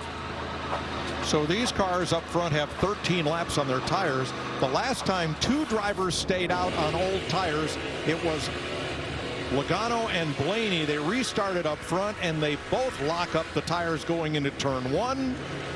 Logano goes off course. Blaney slides the fronts. And that strategy was over. I think part of Blaney with his issue was he's seeing the 22 coming across the racetrack. He's trying to figure out where am I going with him coming across like that. Well, he's currently 9th, so he was able to rebound the best. Logano back in 28th. The other aspect of that is that's your first attempt at, you know, that restart on old tires. Every other restart, every other attempt at that turn 1 corner is on fresh Goodyear rubber, and them things are sticky. You know, you go up there on cold brakes and old tires, you can tell it's a handful. Hey, Daniel Suarez is back in the top 15. Now, one thing I like watching turn 1 is you climb that hill, 130 feet of elevation change, and just when you need the downforce on the nose the most is right when the hill flattens out, and then you have to turn in, and whoa, nothing sticks. Yeah, all the variables are working against you at that point. No load on the front tires. You're starting to turn in. You got the inside tire as light as it's going to be at any point of the racetrack. That's yeah. You act like you're a driver. Good luck with that. He is, man. He's road course ace. I've vintage raced here. I don't know what you call that on the racing ladder, but it's a lot of fun. Okay. Old farts? No, come on. Historic Trans Am. Good fun. Good fun. I have another one, but I'm not saying. You know, it's a bunch of old half-assed guys trying to prove to everybody that they're as quick as they once thought they were, and we're not. But we have a lot of fun. That's half F-A-S-T, Barry.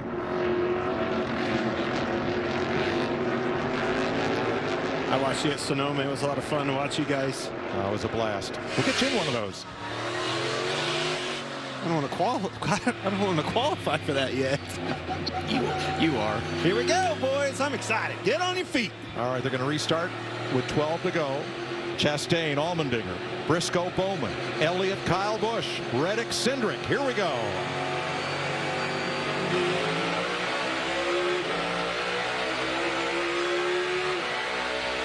Pretty good jump for Briscoe. He's looking to the inside. Dive bomb, sliding the tires. Open the door up. It might be Reddick to the. No. Reddick got loose, and it's Chastain and Dinger. Still loose. Great restart for Tyler Reddick. Somebody's off the track. 14, that's a stop and go, unfortunately. Or not a stop and go, that's a pass through. Pass through at pit road speed. And that will be devastating to Briscoe's hopes today. Alex Bowman and Chase Elliott up at the top 5.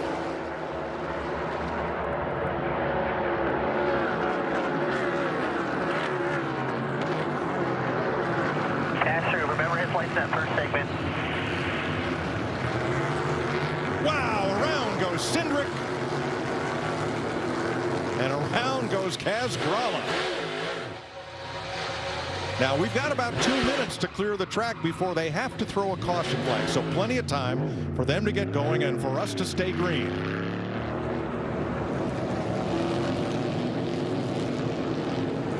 While they race on, let's first go back and show you what happened to Chase Briscoe. You see he was loose there. I called that, grabbed a gear and downshifted. Somebody got in the back of him. See, I don't like that. That was contact with the 16 and the 14, but that's the rule's the rule, though. And here are the spins. Regardless of how you get there. First, Austin Cindric after contact, probably from Joey Hand, maybe Brad Keselowski, and Kaz Grala, collateral damage in that one.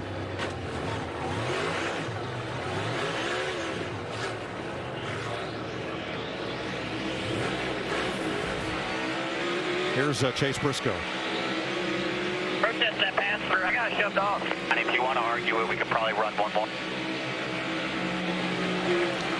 Yeah, and unfortunately, I mean, whether you got pushed off or not, if you go off, you've went off. He makes a good point. This at Indy though last year. Yeah, he makes a good point, but it's not like Daytona, Talladega, Atlanta, where you get pushed below the line. It's true. He got pushed off the track at Indy last year. Well, it's a moot point because something's happened to Corey LaJoie's car, and there is fluid on the track.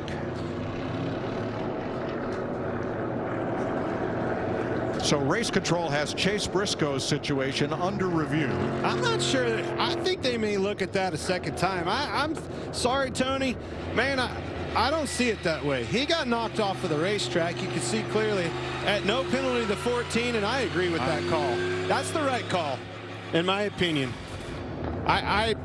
You can see the contact in the back of his car. I understand what you said by the rule, but it's a different scenario if you get knocked off, the racing surface. That wasn't his doing. It wasn't his choice. He got moved out that way. Yeah, he didn't cut the course. He got punted off course. Well, and the good thing, the most important part of it is as long as it's the same for everybody, I agree with that too, because you could see right there he got hit, moved out of the way. There's enough of a penalty by just losing the track position that you did. Well, now, if he had shot across there and gained 3 or 4 spots, I'd have been telling you a little bit different side of the story and had a different opinion. But I don't see he lost 3 or 4 spots by getting knocked off. There's 3, there's 4 spots.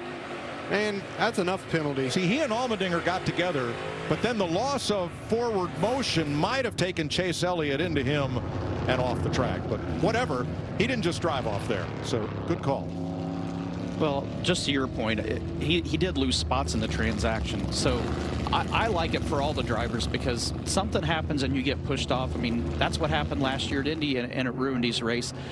You know, he was in a position to not necessarily have a result where you had to go and do a stop and go and lose all those positions. This is a step in the right direction.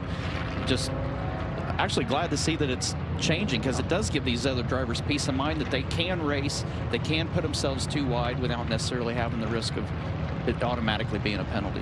So Briscoe falls to 8th, and he will stay there as the penalty has been withdrawn. Okay, where's my tires? Where's the first guy on those 4 tires that would be Cole Custer in 9th place. 9th place. Gonna have to keep an eye on that. Cautions breed cautions. Martin Truex in 12th and Kevin Harvick in 16th. That conversation's gonna start being. They have fresher tires. And not only Custer at 9th, somebody that had trouble, Christopher Bell's up to 11th now.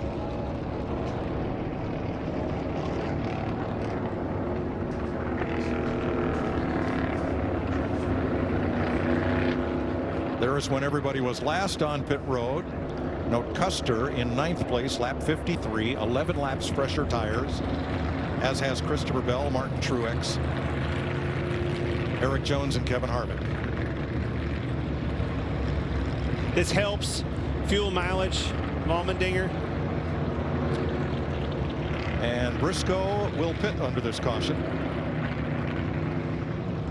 We'll step away and go Fox side by side, coming to 10 laps to go in Austin.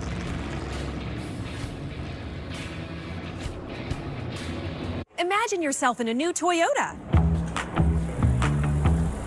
Wow. Perfect. I think red is more me. Giddy up.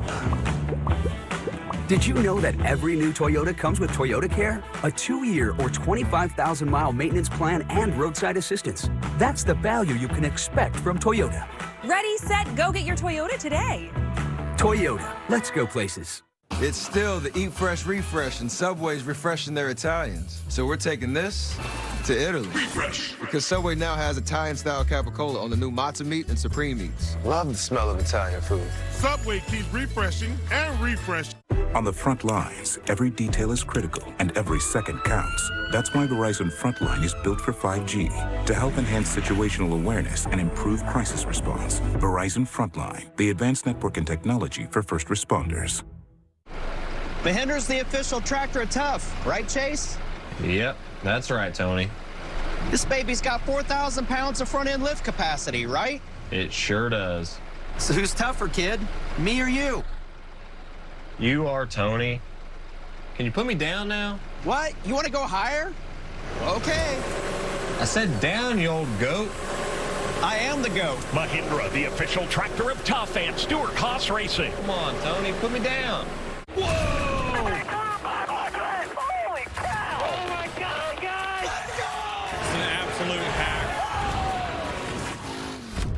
Catch all that? I'm ready to rip somebody's freaking head off. Or that? Well, get ready for this, and a whole lot of this. I am Full Throttle. I am NASCAR. One historic game, 2 networks. Here we go. On April 16th, the USFL makes history with a special opening night as the Birmingham Stallions open the season against the New Jersey Generals. How about this? Live on Fox and NBC. What a game! Generals, Stallions, April 16th on Fox and NBC. There's a reputation on the track, one that screams, bring it, loud enough so the whole world will see it coming. I am the NASCAR Xfinity Series. I am NASCAR. Most road course wins in the Cup Series all time. Chase Elliott has 7, including this race last year. Tony Stewart has 8. And they are all topped by Jeff Gordon with 9. Man, the old vice got you right there. They're not an owner, but the old vice chairman got you and wins on the road course. You know how many I got? I'm not even going to give you. I was going to say, I got one. Did you make the list? One, yeah. Didn't even on the list. Barely made the race. All right, we learned that Chase Briscoe stopped because he had flat spotted his tires, so he had to give up that 8th spot to come in. You got Ross Chastain trying to win his first Cup race. A.J. Allmendinger trying to be the first driver since Dan Gurney, my hero, to win his first 3 Cup races on road courses. And then you got Tyler Reddick, you got Chase Elliott, Alex Bowman. Who do you like?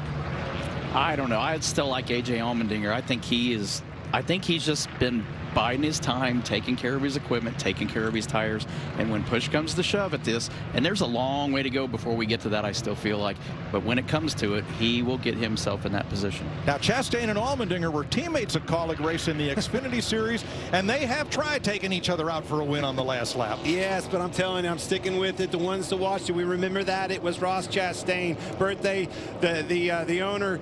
I'm telling you, Trackhouse Racing. Ross Chastain, 3 podium finishes the last 3 races. I think today's the day, and it's going to happen. Boom. All right. It all begins with this restart with 9 laps to go. 5 Chevys up front, then Kyle Busch's Toyota. And remember, pole sitter Ryan Blaney, his Ford is in 7th ahead of Cole Custer and Michael McDowell. Custer, Truex in 10th, and Harvick in 15th with those fresher tires. Let's see how this plays out. Up the hill to turn 1.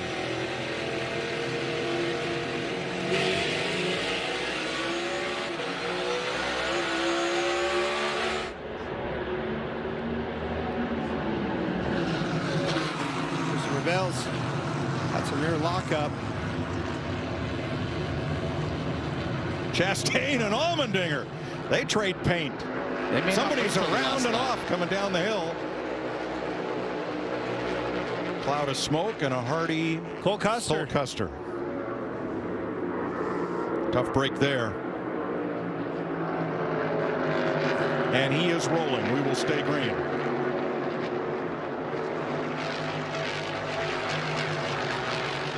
Chastain got some room off of turn 1. He ran Allmendinger real wide. Hopefully that don't come back to bite him. Well, we've seen Allmendinger's MO. Wait for or force the driver ahead into a mistake and then pounce. So he's got 7, maybe 8 laps to play with. Pounce, what are you going to do at 11 right here? Big time corner. You see 3 wide back there in the back. And Denny Hamlin around backwards. Denny Hamlin. You knew it was coming. It's crunch time. Long straightaway getting into 12. And Hamlin pulls away. Chase Elliott in 4th. Struggled in qualifying, but he has had a methodical, steady race here, trying to become the 4th Hendrick driver to win this season.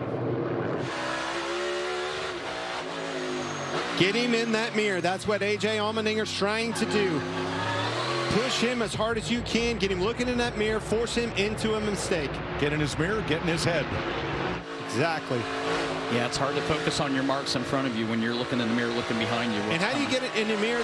Doing exactly what he's doing right there. Looking the inside. Getting way out of his sight. That way he's looking way unfamiliar territory in that mirror. Trying to make a mistake. Eric Almirola has spun. You've had a bad lap, Tony. Yeah, we're trying to see if we can spin all of our cars on, it looks like.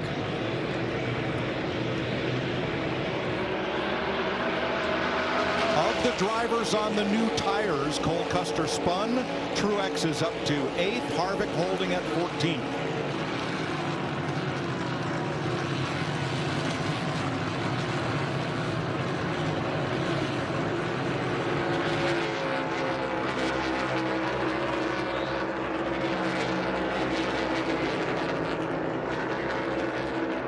The thing that's been impressive, at least from sitting here, I mean, I have the confidence that A.J. Allmendinger is going to get himself in a really good spot. But Ross Chastain, no matter who it's been that's been challenging him, he just has not made a mistake. He's been extremely solid. Look at this. His heart rate is lower now than it was at the midpoint in the race when he was battling. He's in control of this race. He might just be wearing out towards the end. Well, there's that. Not much rate left. Man, but I think you're just cool as ice, just like you were saying, and not making those mistakes. Well, and I mean, they're breathing down his neck, feeling the pressure. Absolutely, but he's kept himself just enough of a gap for the majority of it. He's had times when they're fighting and getting close to him, but he's doing a great job on all these restarts of getting through one, just like here. Gets himself off the corner, gets the lead back, then settles back into his rhythm. 5 wide in a couple of places there on that restart.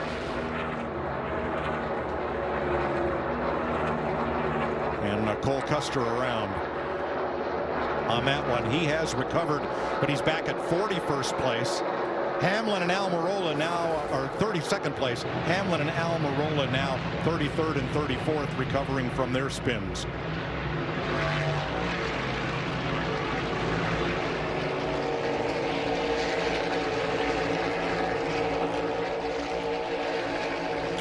And around goes Kaz Grala. Jamie? How about the run for Chase Elliott up to 4th right now? I talked to his crew chief this morning, Alan Gustafson. He said, we didn't go to the road course test in the offseason. It was actually the end of the championship run, and we focused on that.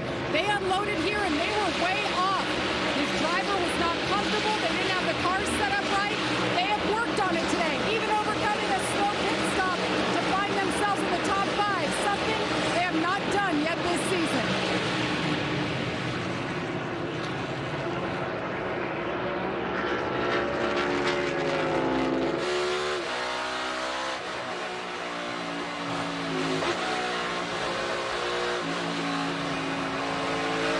A.J. Allmendinger has had all this time to go to school on Ross Chastain. If Chastain has a weakness on this course, Allmendinger has likely already figured out where it is. The question will be, when will he make his move? Or can you?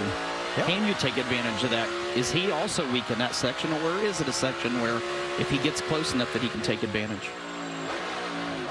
Chastain has not put a wheel wrong. Till right there. It is. Until just now. Missed that apex. But still got a decent launch off the corner. That all comes from having him in the mirror. You know, that was a braking zone. You've got a road course ringer and A.J. Allmendinger. Where do they usually shine, Tony? Under braking. Absolutely.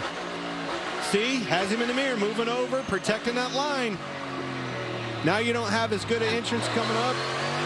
Enables him to hang it out a little bit, gets a better run up off. Got good defensive line there. That might have spiked his heart rate just a little.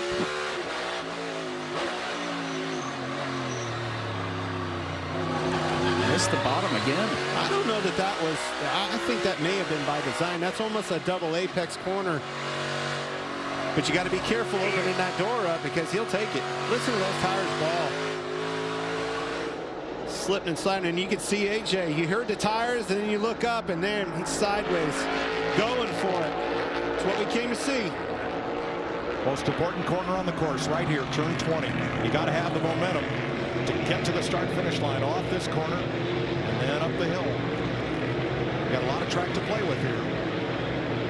This track, if we break it down into 3 sectors to try to look at any differences between this lead duo. Sector 1 from start-finish down to turn 6 at the end of the S's. Sector 2 takes us through the hairpin and all the way down to the exit of turn 12. Third sector back around to start-finish. So we've been tracking these 2 leaders through the 3 different sectors. Chastain quicker in section 1 and 3. Allmendinger faster in sector 2. That includes that long back straightaway. And that's exactly where we saw him get right to the rear bumper of Ross Chastain. Sector 2, which is his strong suit. Tony, you led us to that. Where is he stronger and where is his weaknesses? Find out where his weaknesses are and make sure a caution doesn't come out. Loris Hezemans has spun. He's at the end of a runoff area. I think and no power with 6 to go. Caution, there it is. And there's the yellow. But takes you right back to there. Strengths and weaknesses. And I think A.J. Allmendinger has found his strengths, knows his, and knows that weakness of the car in front of him, Ross Chastain. And where is it? Getting into 11. He was all over him, and I think that's where he's going to make his dive bomb move. And absolutely. And you saw it, too, where through that carousel, he got a little bit free. This might actually work to AJ's advantage, let the tires cool off a little bit. I think Ross is in a good spot, but this probably benefits AJ more than it does anybody else. Joey Hand has taken his car to the garage, joining Corey LaJoie, Ricky Stenhouse, Bubba Wallace, and Andy Lally. So 34 cars, all on the lead lap, will battle in the final 5 laps at Circuit of the Americas. That's Joey Hand's car done for the day, apparently. Fairly certain fuel is out of the equation. We don't have to worry about fuel mileage anymore. Now it is strictly, it's the old saying of smoke them if you got them. This is that time now. Larry, would you have any sets left in the pits if you wanted tires? Well, Mike, if I'm up there inside the top 10, I'm not going to have to worry about a wheel coming off because I've already packed my pit equipment up. We're done coming to pit road. You're headed for Richmond, huh? All right. Oh, they got new tires, but again, you're sitting here with 34 drivers on the lead lap. Well, we might see some takers of those in the back trying to better their position in the final rundown here. Pit road is closed. You see that flashing red light.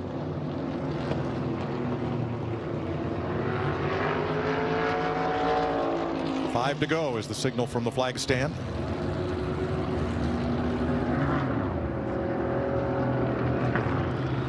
Now remember, the one to go here does not come at start finish. It comes at turn 11.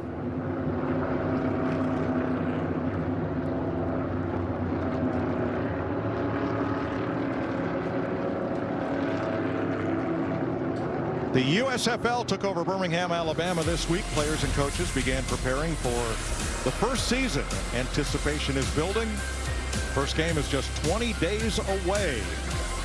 April 16th, the New Jersey Generals and Birmingham Stallions will battle on both Fox and NBC. All right, one of you's a general, one of you's a stallion. Oh, he'll want to be the general, but I promise you I can outrun him, so I'll be a stallion. Tony, nobody's won more road course races than you have. You're the king at this. I want to know, all right, I'm going to put you in the seat of that one car. What do you need to do to hold off that 16 of A.J. Allmendinger? I think the most crucial thing is when you get on the gas for the restart, control that restart zone. Make sure that when you get on the gas, you don't slip the tires. Make sure your tires are clean. So when you get to turn one, and just like Mike mentioned, when that load comes off the front of the car, that the tires are clean, you have the best grip you can have. Just try to get one good, clean corner. If you can get it right and nobody interrupts it, get a little bit of a gap, then you're in control again. All right, buddy. How are you going to win the race, you A.J. Allmendinger? Do exactly what he's been doing and what we've been talking about. Get in his mirror, stay in his mirror, keep him occupied. The spotter's telling him exactly how far back, but we as drivers still have that habit of looking in that mirror. And if you're moving off center, left, and right, you're wondering, and you'll eventually start questioning whether your spotter's on top of it or not. Now, in my opinion, Mike, if you're going to ask me, I've only won one of these things, but I'm going to capitalize on where I've been good at all day long, and that is turn 11. That's where the dive bomb's coming, the biggest passing zone in this track. The race was won in the truck series there, and I think that's where A.J. Allmendinger goes for it. Now, in the truck race, which went to overtime, Kyle Busch was the leader, and he was in a horrible position. If he opens up the entry to turn 11 to get a big launch down the straightaway, he'll get dive bombed on the inside, and that's exactly what happened. If he takes a defensive line into turn 11 as the leader, then everybody goes wide and slingshots him coming off the corner. Now they're going to dive bomb me getting into 12. It would have been hard to win from where he was. That's what's so cool about the layout of this track. Yes. It creates those scenarios, kind of cat and mouse, if you will, of if you protect, he's going to hold it out and get a run on you up off the corner and set up turn 12. And those turn 11 two back-to-back passing zones at a road course are what makes this track unique and pretty special. And as Tony said during the qualifying in practice, turn 11 is so wide, you can't block the whole corner. Yeah, you can either block the first half of it or the last half, but you can't block both halves. So it's pick your poison. If your car's turning really well, I think you can guard the inside a little bit. If you know you can get it to cut and you have good forward drive, you give yourself a better opportunity, but you have to know what your car is capable of. If it's not turning good, you may not be able to protect the inside on entry. You may have to rely on that exit. Let's show you what we're talking about. From overtime in the truck race here yesterday. It's exactly what you just said. 51. And he held it out. He didn't go to the inside to protect whatsoever. And you can see it. The rest is history. He went to turn into the corner. Alex Bowman and Stuart Friesen were there. Hit him, knocked all three trucks out, laid it in the lap of Zane Smith in the 38 truck, and off to victory lane he goes. And I think you're exactly right, Tony. Does Kyle Busch look back on that and think, man, maybe I should have held over there and protected it? But that was such a huge dive bomb. I mean, he had a car length and a half. I mean, he had 3 car lengths ahead of the second and third place trucks. The problem was second and third were racing each other.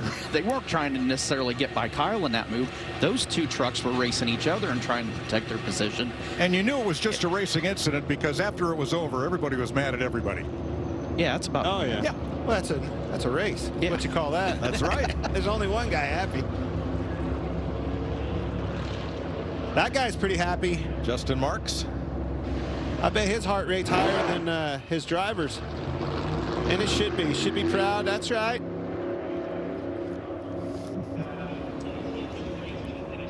A.J. Allmendinger, his driver, Ross Chastain, in the lead.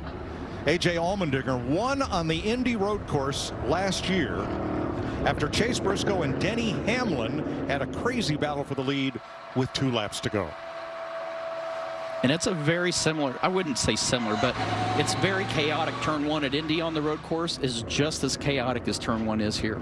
Look at that old heart rate. We're under caution right now. This guy is leading the race. His first race, could win his first race ever in a Cup Series, and you can tell that heart rate hasn't went down much. Still 130 beats per minute, pretty high for under caution. Well, now he has more time to think about it, which is the problem. That's why it's not going down. He's sitting there. He's doing exactly what you and I just talked about. He's trying to think, what do I have to do to protect this lead? How am I going to do this different?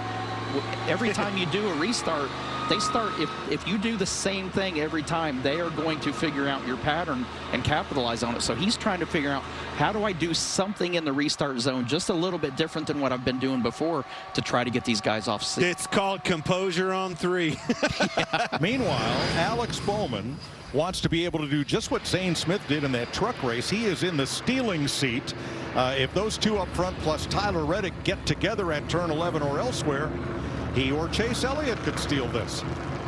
This race is far from over. It's anybody's race. And we've seen that time and time again this year with this series. This track is awesome for these new cars. It's only our second time here and our first time in dry weather, but what a tremendous race these cars and these drivers have put on for us today. And they've looked fun to drive. I mean, it's been since the end of 16 since I drove a Cup car, but those cars, we would get the left front off the ground on left-hand corners, and you'd shift to the right, and the right front tire would come over. These have held a real nice platform. They just look like they're fun cars to drive out there. Martin Truex back there with Ryan Blaney, our pole sitter, 7th and 8th. Remember, Truex has much newer tires than the rest of this top 10. So does Eric Jones, Austin Dillon, William Byron, and a couple of cars behind them.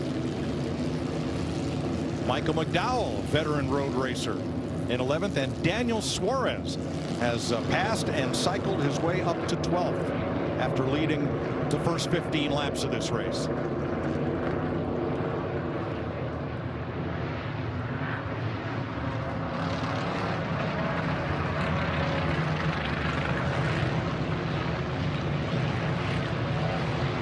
Going to see some beating and banging 5-6 wide at the top of this hill. Get them brakes worked up, warmed up, excuse me, get the tires, heating those tires. So important to have grip when you get to the top of that hill. We saw a lot of brake lock up in turn 1 yesterday in practice and in the qualifying sessions where you're trying to get that optimal lap. We're down to the end of this thing where now you've got to get that optimum lap no matter how many laps are left on your tires. I have a feeling we will see a little more brake lock up than we have the entire race on this restart. I want to see if A.J. Allmendinger tries something different at the top of the hill. You know, Chastain, we've said it, he runs wide. We know that he's going to do that. A.J. knows he's going to do that now. Will he try to change something up when they Turn get up 20. to the top? They will restart with 3 to go. On their feet.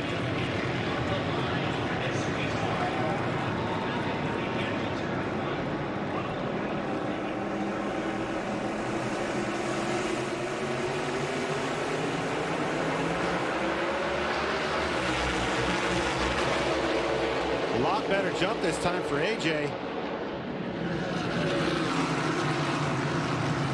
Takes a late cut for the corner. He's got some momentum. Nope, right to the back bumper of Chastain. Bowman challenging. And the restart is under review as Tyler Reddick. And caution has waved. You heard me say it. AJ was definitely a lot better restart. I think that was... Somebody spun out there. Oh, Joey Logano, 3rd time today. He's had a rough weekend. Yes.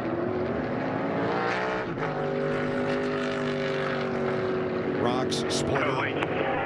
Toe links broke. Rear of the car. You see the right rear toe link? Yeah. Probably contact at the top of the hill.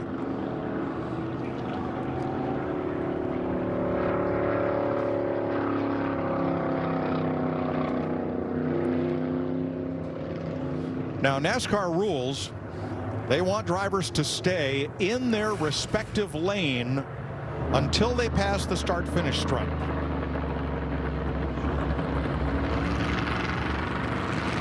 With a 3 wide there, even before that, so it's... That's Haley in the middle. And more. There's two different scenarios there that they could be looking at. Apparently somebody didn't get going there. And there's where Tyler Reddick went to the inside of the two front row restarters. Oh, he get hits the lead. outside wall, the 5. Oh, and Logano and Kurt Busch and more.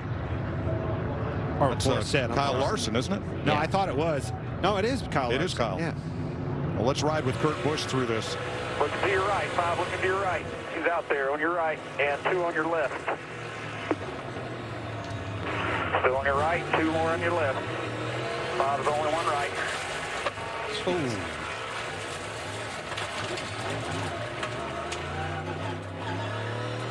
Bad day at Black Rock. Pretty hard contact. Yep.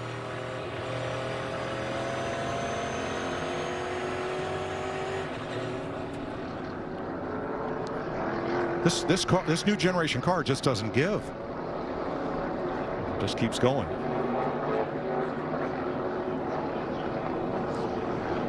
So Joey Logano, Kurt Busch, and Kyle Larson are all involved there coming out of turn 1.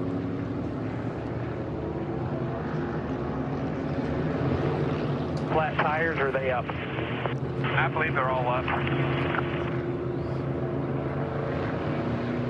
I would agree they all look up. That right rear is pointing toward the center of the car. That's not toe in. That's a whole foot in.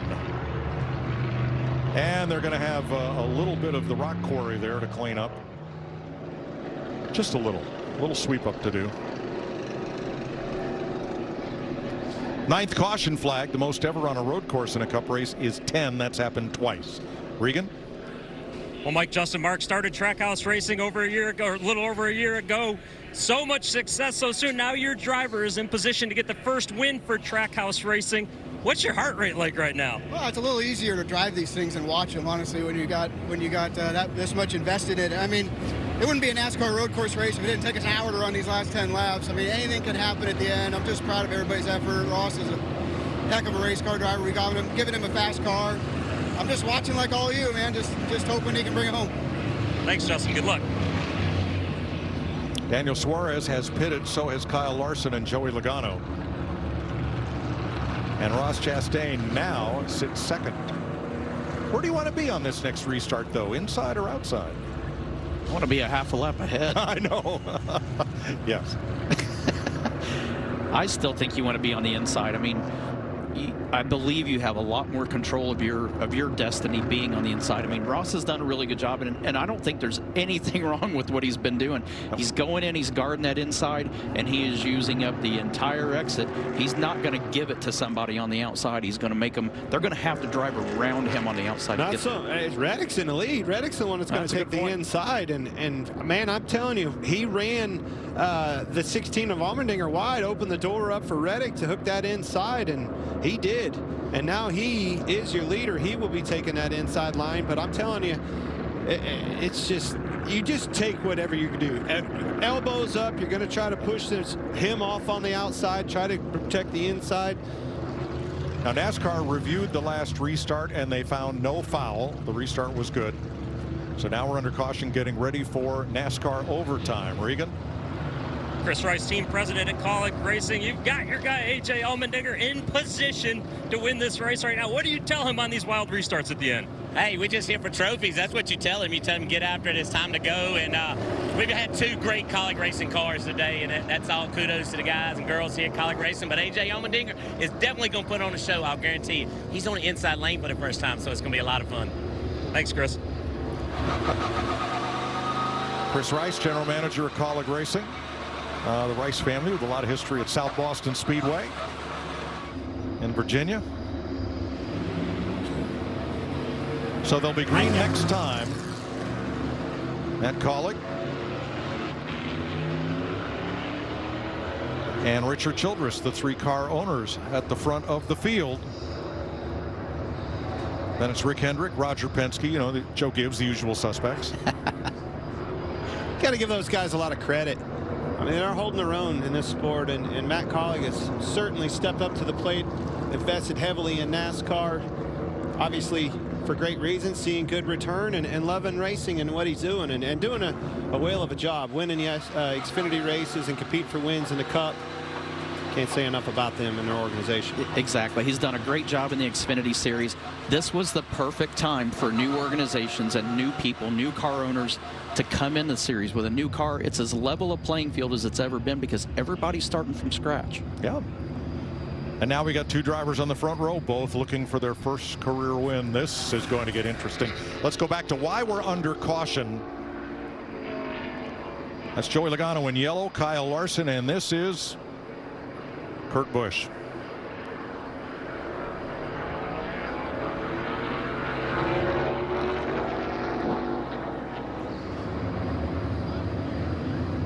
Toe link that controls the angle of those rear wheels, toe in and toe out. That's why they call it a toe link. That's how you measure it, and that one is way broken in.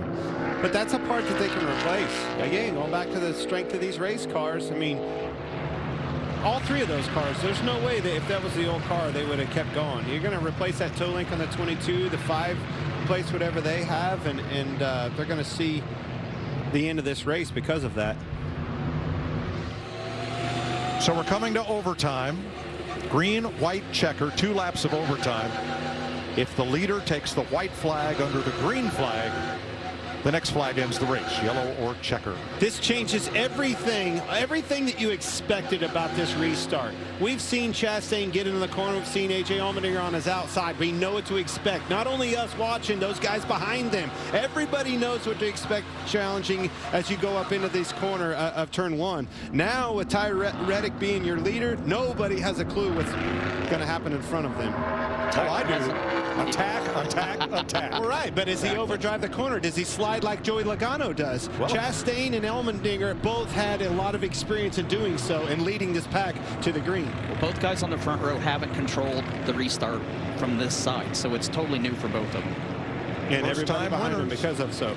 First-time winners have won 3 of the last 11 races. Here we go to overtime, sponsored by Credit One Bank.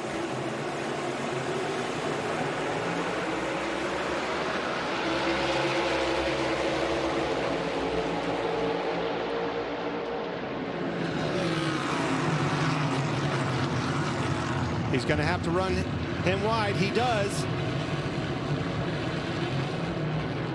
Oh, boy. Contact.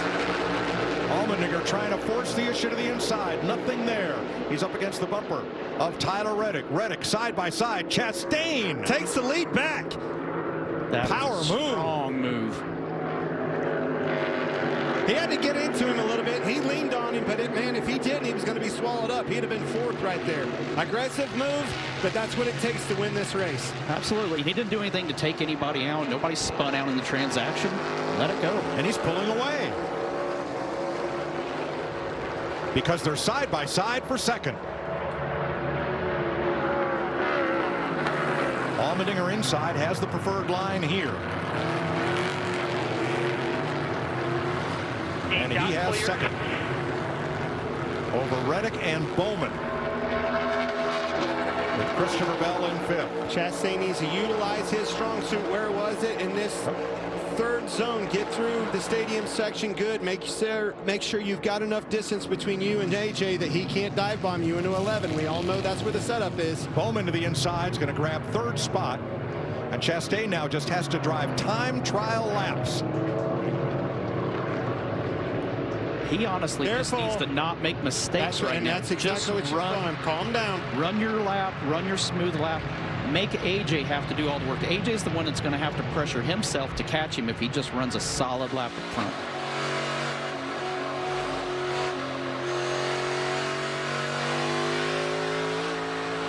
Mine isn't. My heart rate's through the roof. His might be 149. I'm anxious and excited for him, and I think, again, just like I said, utilize your strong suits. He did a great job through the stadium section, gaining some ground. If I'm his spotter, I'm telling him everything's in front of him. Don't look at that mirror. Don't worry about anything behind. Just run your lap right now. Chase Briscoe has a flat tire. 1 lap to go. The leader has seen the white flag, so the next flag, the race will be over.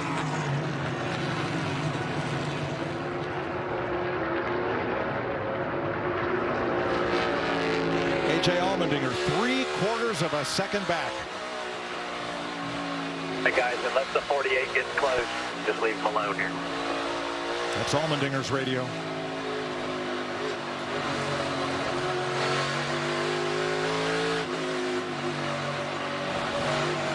And safe so far with Chastain.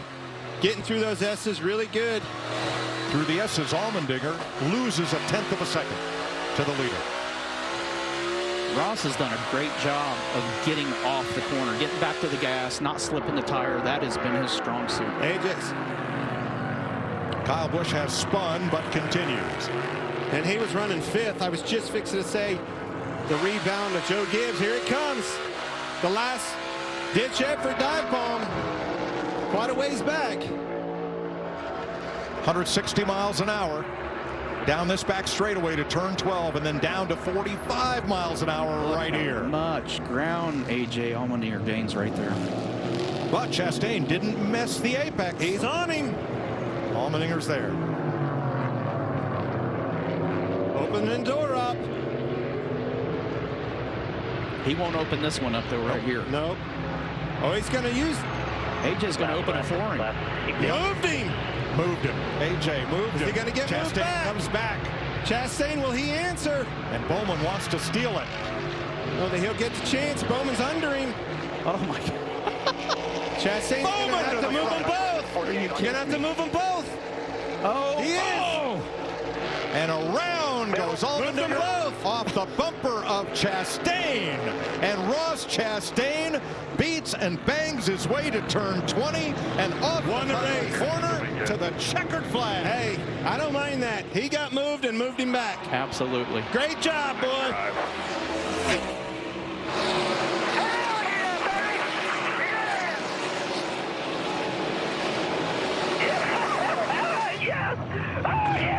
AJ Allmendinger didn't have anything to lose. He went for it. He dove bombed it in there. He went for it, moved him out of the way, tried to win this race, tried to steal it from Chastain, did everything he could do for his win. Man, what an awesome finish for both of those guys. But Ross Chastain, whale of a job navigating those last 2 corners. They will replay the last lap of this race till the end of time. When we see the replay of that, all 3 of those drivers did exactly what they needed to do in that scenario. I mean, it's just unbelievable last third of a lap. Bowman, Bell, 3rd, Chase Elliott 4th, Tyler Reddick 5th. You mean there were other cars that I know it, man. Good rebound for Chase Elliott, Christopher Bell. The 29-year-old watermelon farmer from Alva, Florida, has his first career win in the NASCAR Cup Series, becoming the 3rd first-time winner this year. Here's the restart.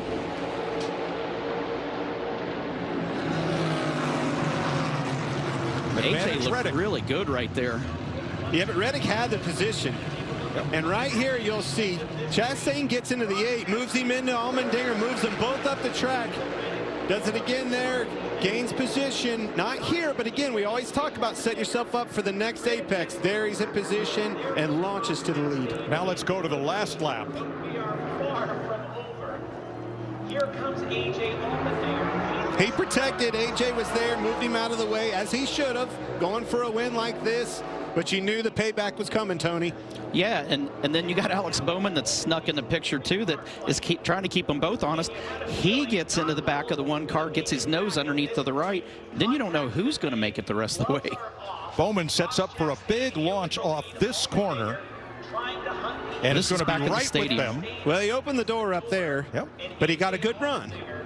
And now he has to protect. AJ had the spot. It's a double kink to the left there, so you can guard the first part of it. That last part just gave AJ enough room to get his nose in, get by. But then right here, look at Bowman. It's like, we think Bowman's going to win this thing and has the lead. They were racing each other. Bowman got there, and boy, croquet has...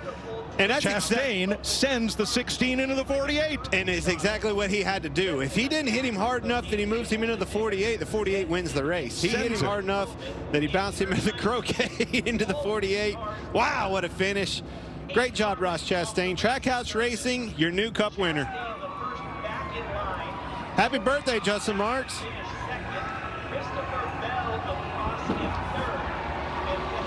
Ross Chastain, crew chief Phil Surgeon, owner Justin Marks. chief spotter, young one Brandon McReynolds for that team. And Alex Bowman had a shot to steal it. Came close. He played it right. All three of those guys played their position and their role in that last third of the lap. They played it right. And there, I believe it's his crew chief inside the car. I know Ross has a passenger with him right now. He's got the crew chief in there. That's awesome. That is awesome. Why not? I wonder what his heart rate is now. What it was when he had to move him out of the way, both of them. I'm told he picked up the spotter en route back to victory lane. Second at Phoenix, second at Atlanta. So he's been top 3 now in the last 4 races this season. Makes me want to go indoor skydiving. Come on, Tone, what do you think? I'm all right with that. I'm not going on that tower. Yeah, here comes the spotter.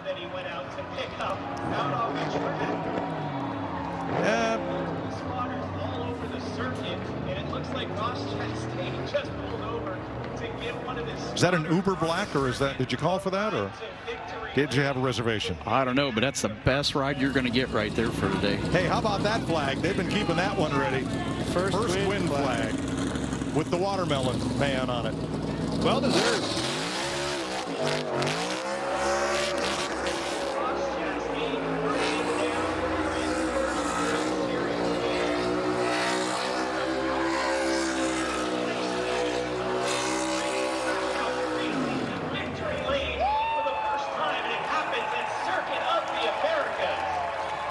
You got to love a first-time winner, and especially in such a dramatic finish as that one.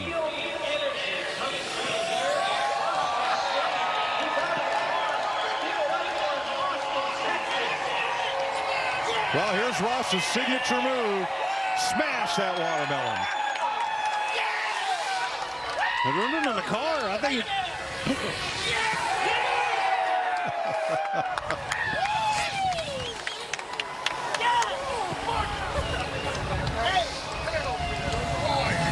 Justin Marks jumps in for a hug. And next, Regan Smith. Ross Chastain has been so close this year to getting that first career win. Ross, today you couldn't be denied. You had to fend him off at the end. You go from first to third. There was beating, there was banging. What was that last lap like, and what is this first win like?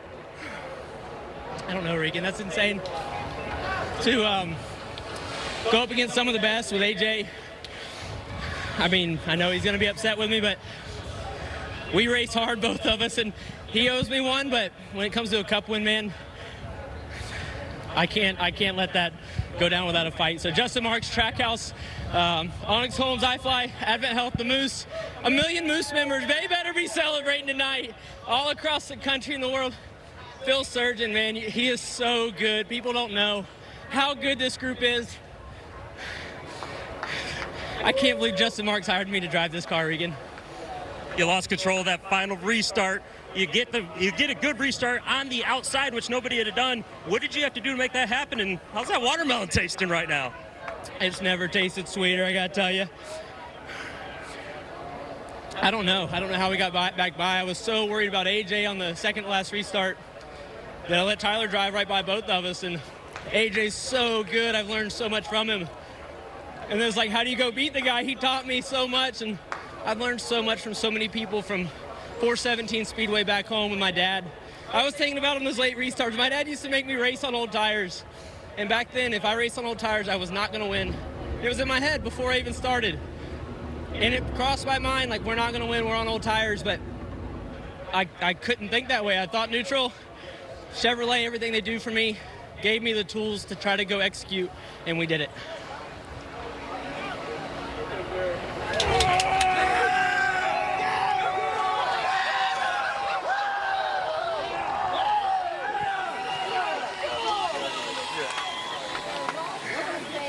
And it was quite a battle between Ross Chastain and Alex Bowman. And Alex, you ran there in the top 10 all day, but you almost snuck that one away. What's your takeaway from that last couple of laps there in battling for the win? Yeah, for sure. Just we had a really fast Ally Camaro. I've really been trying to do a better job as a race car driver at these road courses, and I felt like from where we started the weekend, I accomplished that. So proud of Greg and all the guys. Hate that we didn't come away with the win, but happy for Ross getting his first win. It's been a crap weekend, so I'm ready to get home and see the dogs and move on to next weekend. Glad to come away with a second place finish. All right, hope you feel better. Alex Bowman finishes second. Christopher Bell third. Chase Elliott, Tyler Reddick, the top 5. The Watermelon Man from Alva, Florida, celebrates in Texas.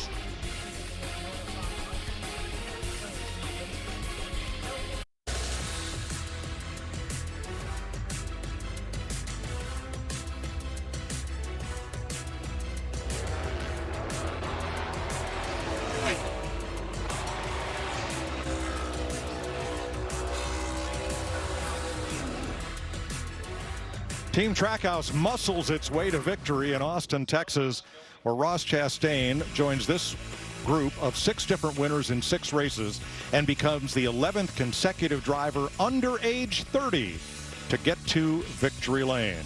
3 drivers were in it to win it: Chastain, Bowman, and A.J. Allmendinger with Jamie Little. And it was showtime for A.J. Allmendinger. I just told him how entertaining that race was with you running up front, but unfortunately, your day ended in the care center. What is your take on what happened between you and Ross Chastain there at the end? I mean, at the end of the day, we all got to look at ourselves in the mirror, and if you're okay with it, you're okay with it. Each person's different, so more than anything, proud of Collard Racing. The action industry Chevy was so fast. I think if we could have had just a long run, nobody was going to touch us. So pit stops are great. Everybody at Collard Racing, all the men and women, it's just a lot of sleepless nights for them right now, trying to just get these cars to the next race. So I was doing everything I could to try to sweep the weekend for them. We were that close. So, like I said, at the end of the day, each person's got to make the move that they're comfortable with, and that's fine. So we'll, at the end of the day, we know we had a shot to win the race. It's tough to win a cup race. So when you put yourself in a position to legitimately run up front all day and have a shot to win it, it's a pretty great day. Unfortunately, just we needed about 2 more corners. Thanks, AJ. A.J. Allmendinger had a great drive today, pressuring the eventual winner, Ross Chastain. Now, Chastain finally got his chance to drive a cup car from Chip Ganassi, but at the end of last year, Ganassi sold his team and all the assets to Justin Mark. Chastain was not included with the sale. He had to kind of wait and interview with Justin Marks and then finally be hired to fill that second seat, and today is rewarded. Yeah, I definitely think he's proven his worth, and, patience has paid off. I mean, that kid has paid his dues in trucks and Xfinity. He's an aggressive race car driver, too. I like his style of racing. He's up on the wheel. He's going to make that move that he had to do to win that race. AJ, you have nothing to be disappointed about. I know you are, but, man, whale of a drive. You came from dead last to have a shot at winning that race. You moved the guy. You did everything it took to win that race. Unfortunately, didn't work out, but Ross Chastain, unbelievable run, and good car, good team, and it finally find themselves in victory lane. Tony, your last road course race had a similar finish.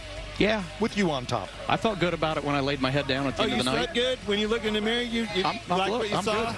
Well, we felt good about having you with us today. Thanks for joining us. Man. I appreciate it. My community service is over. I'm going to miss you guys, but thanks to Barry and everybody at Fox, I've thoroughly enjoyed this with you guys. All right, we'll go to the Charlotte studio after this.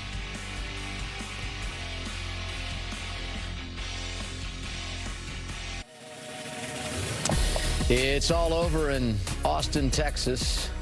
Watermelon for everybody, because the watermelon farmer has captured the flag, the checkered flag, for the first time in his career.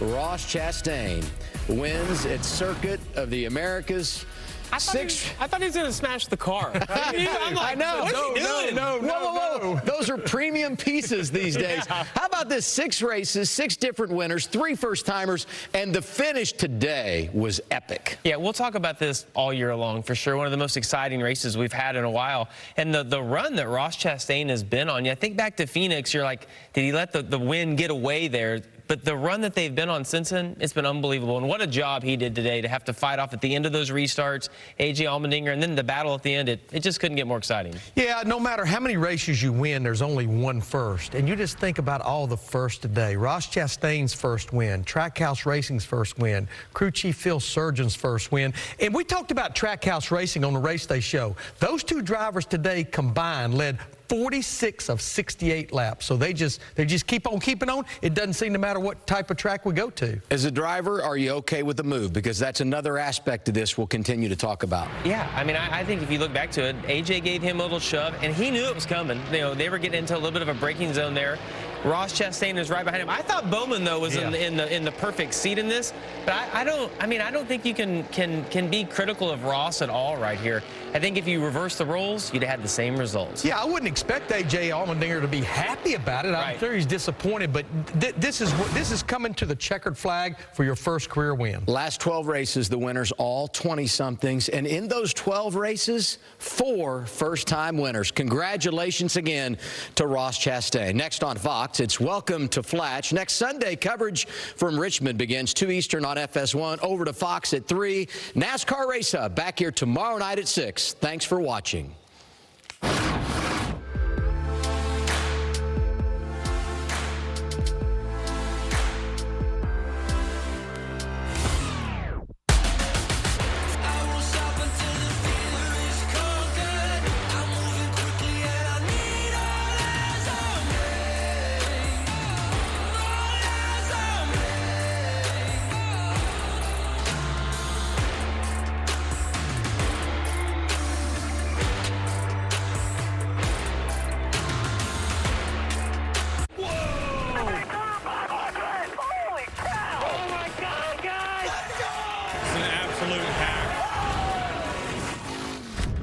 Catch all that?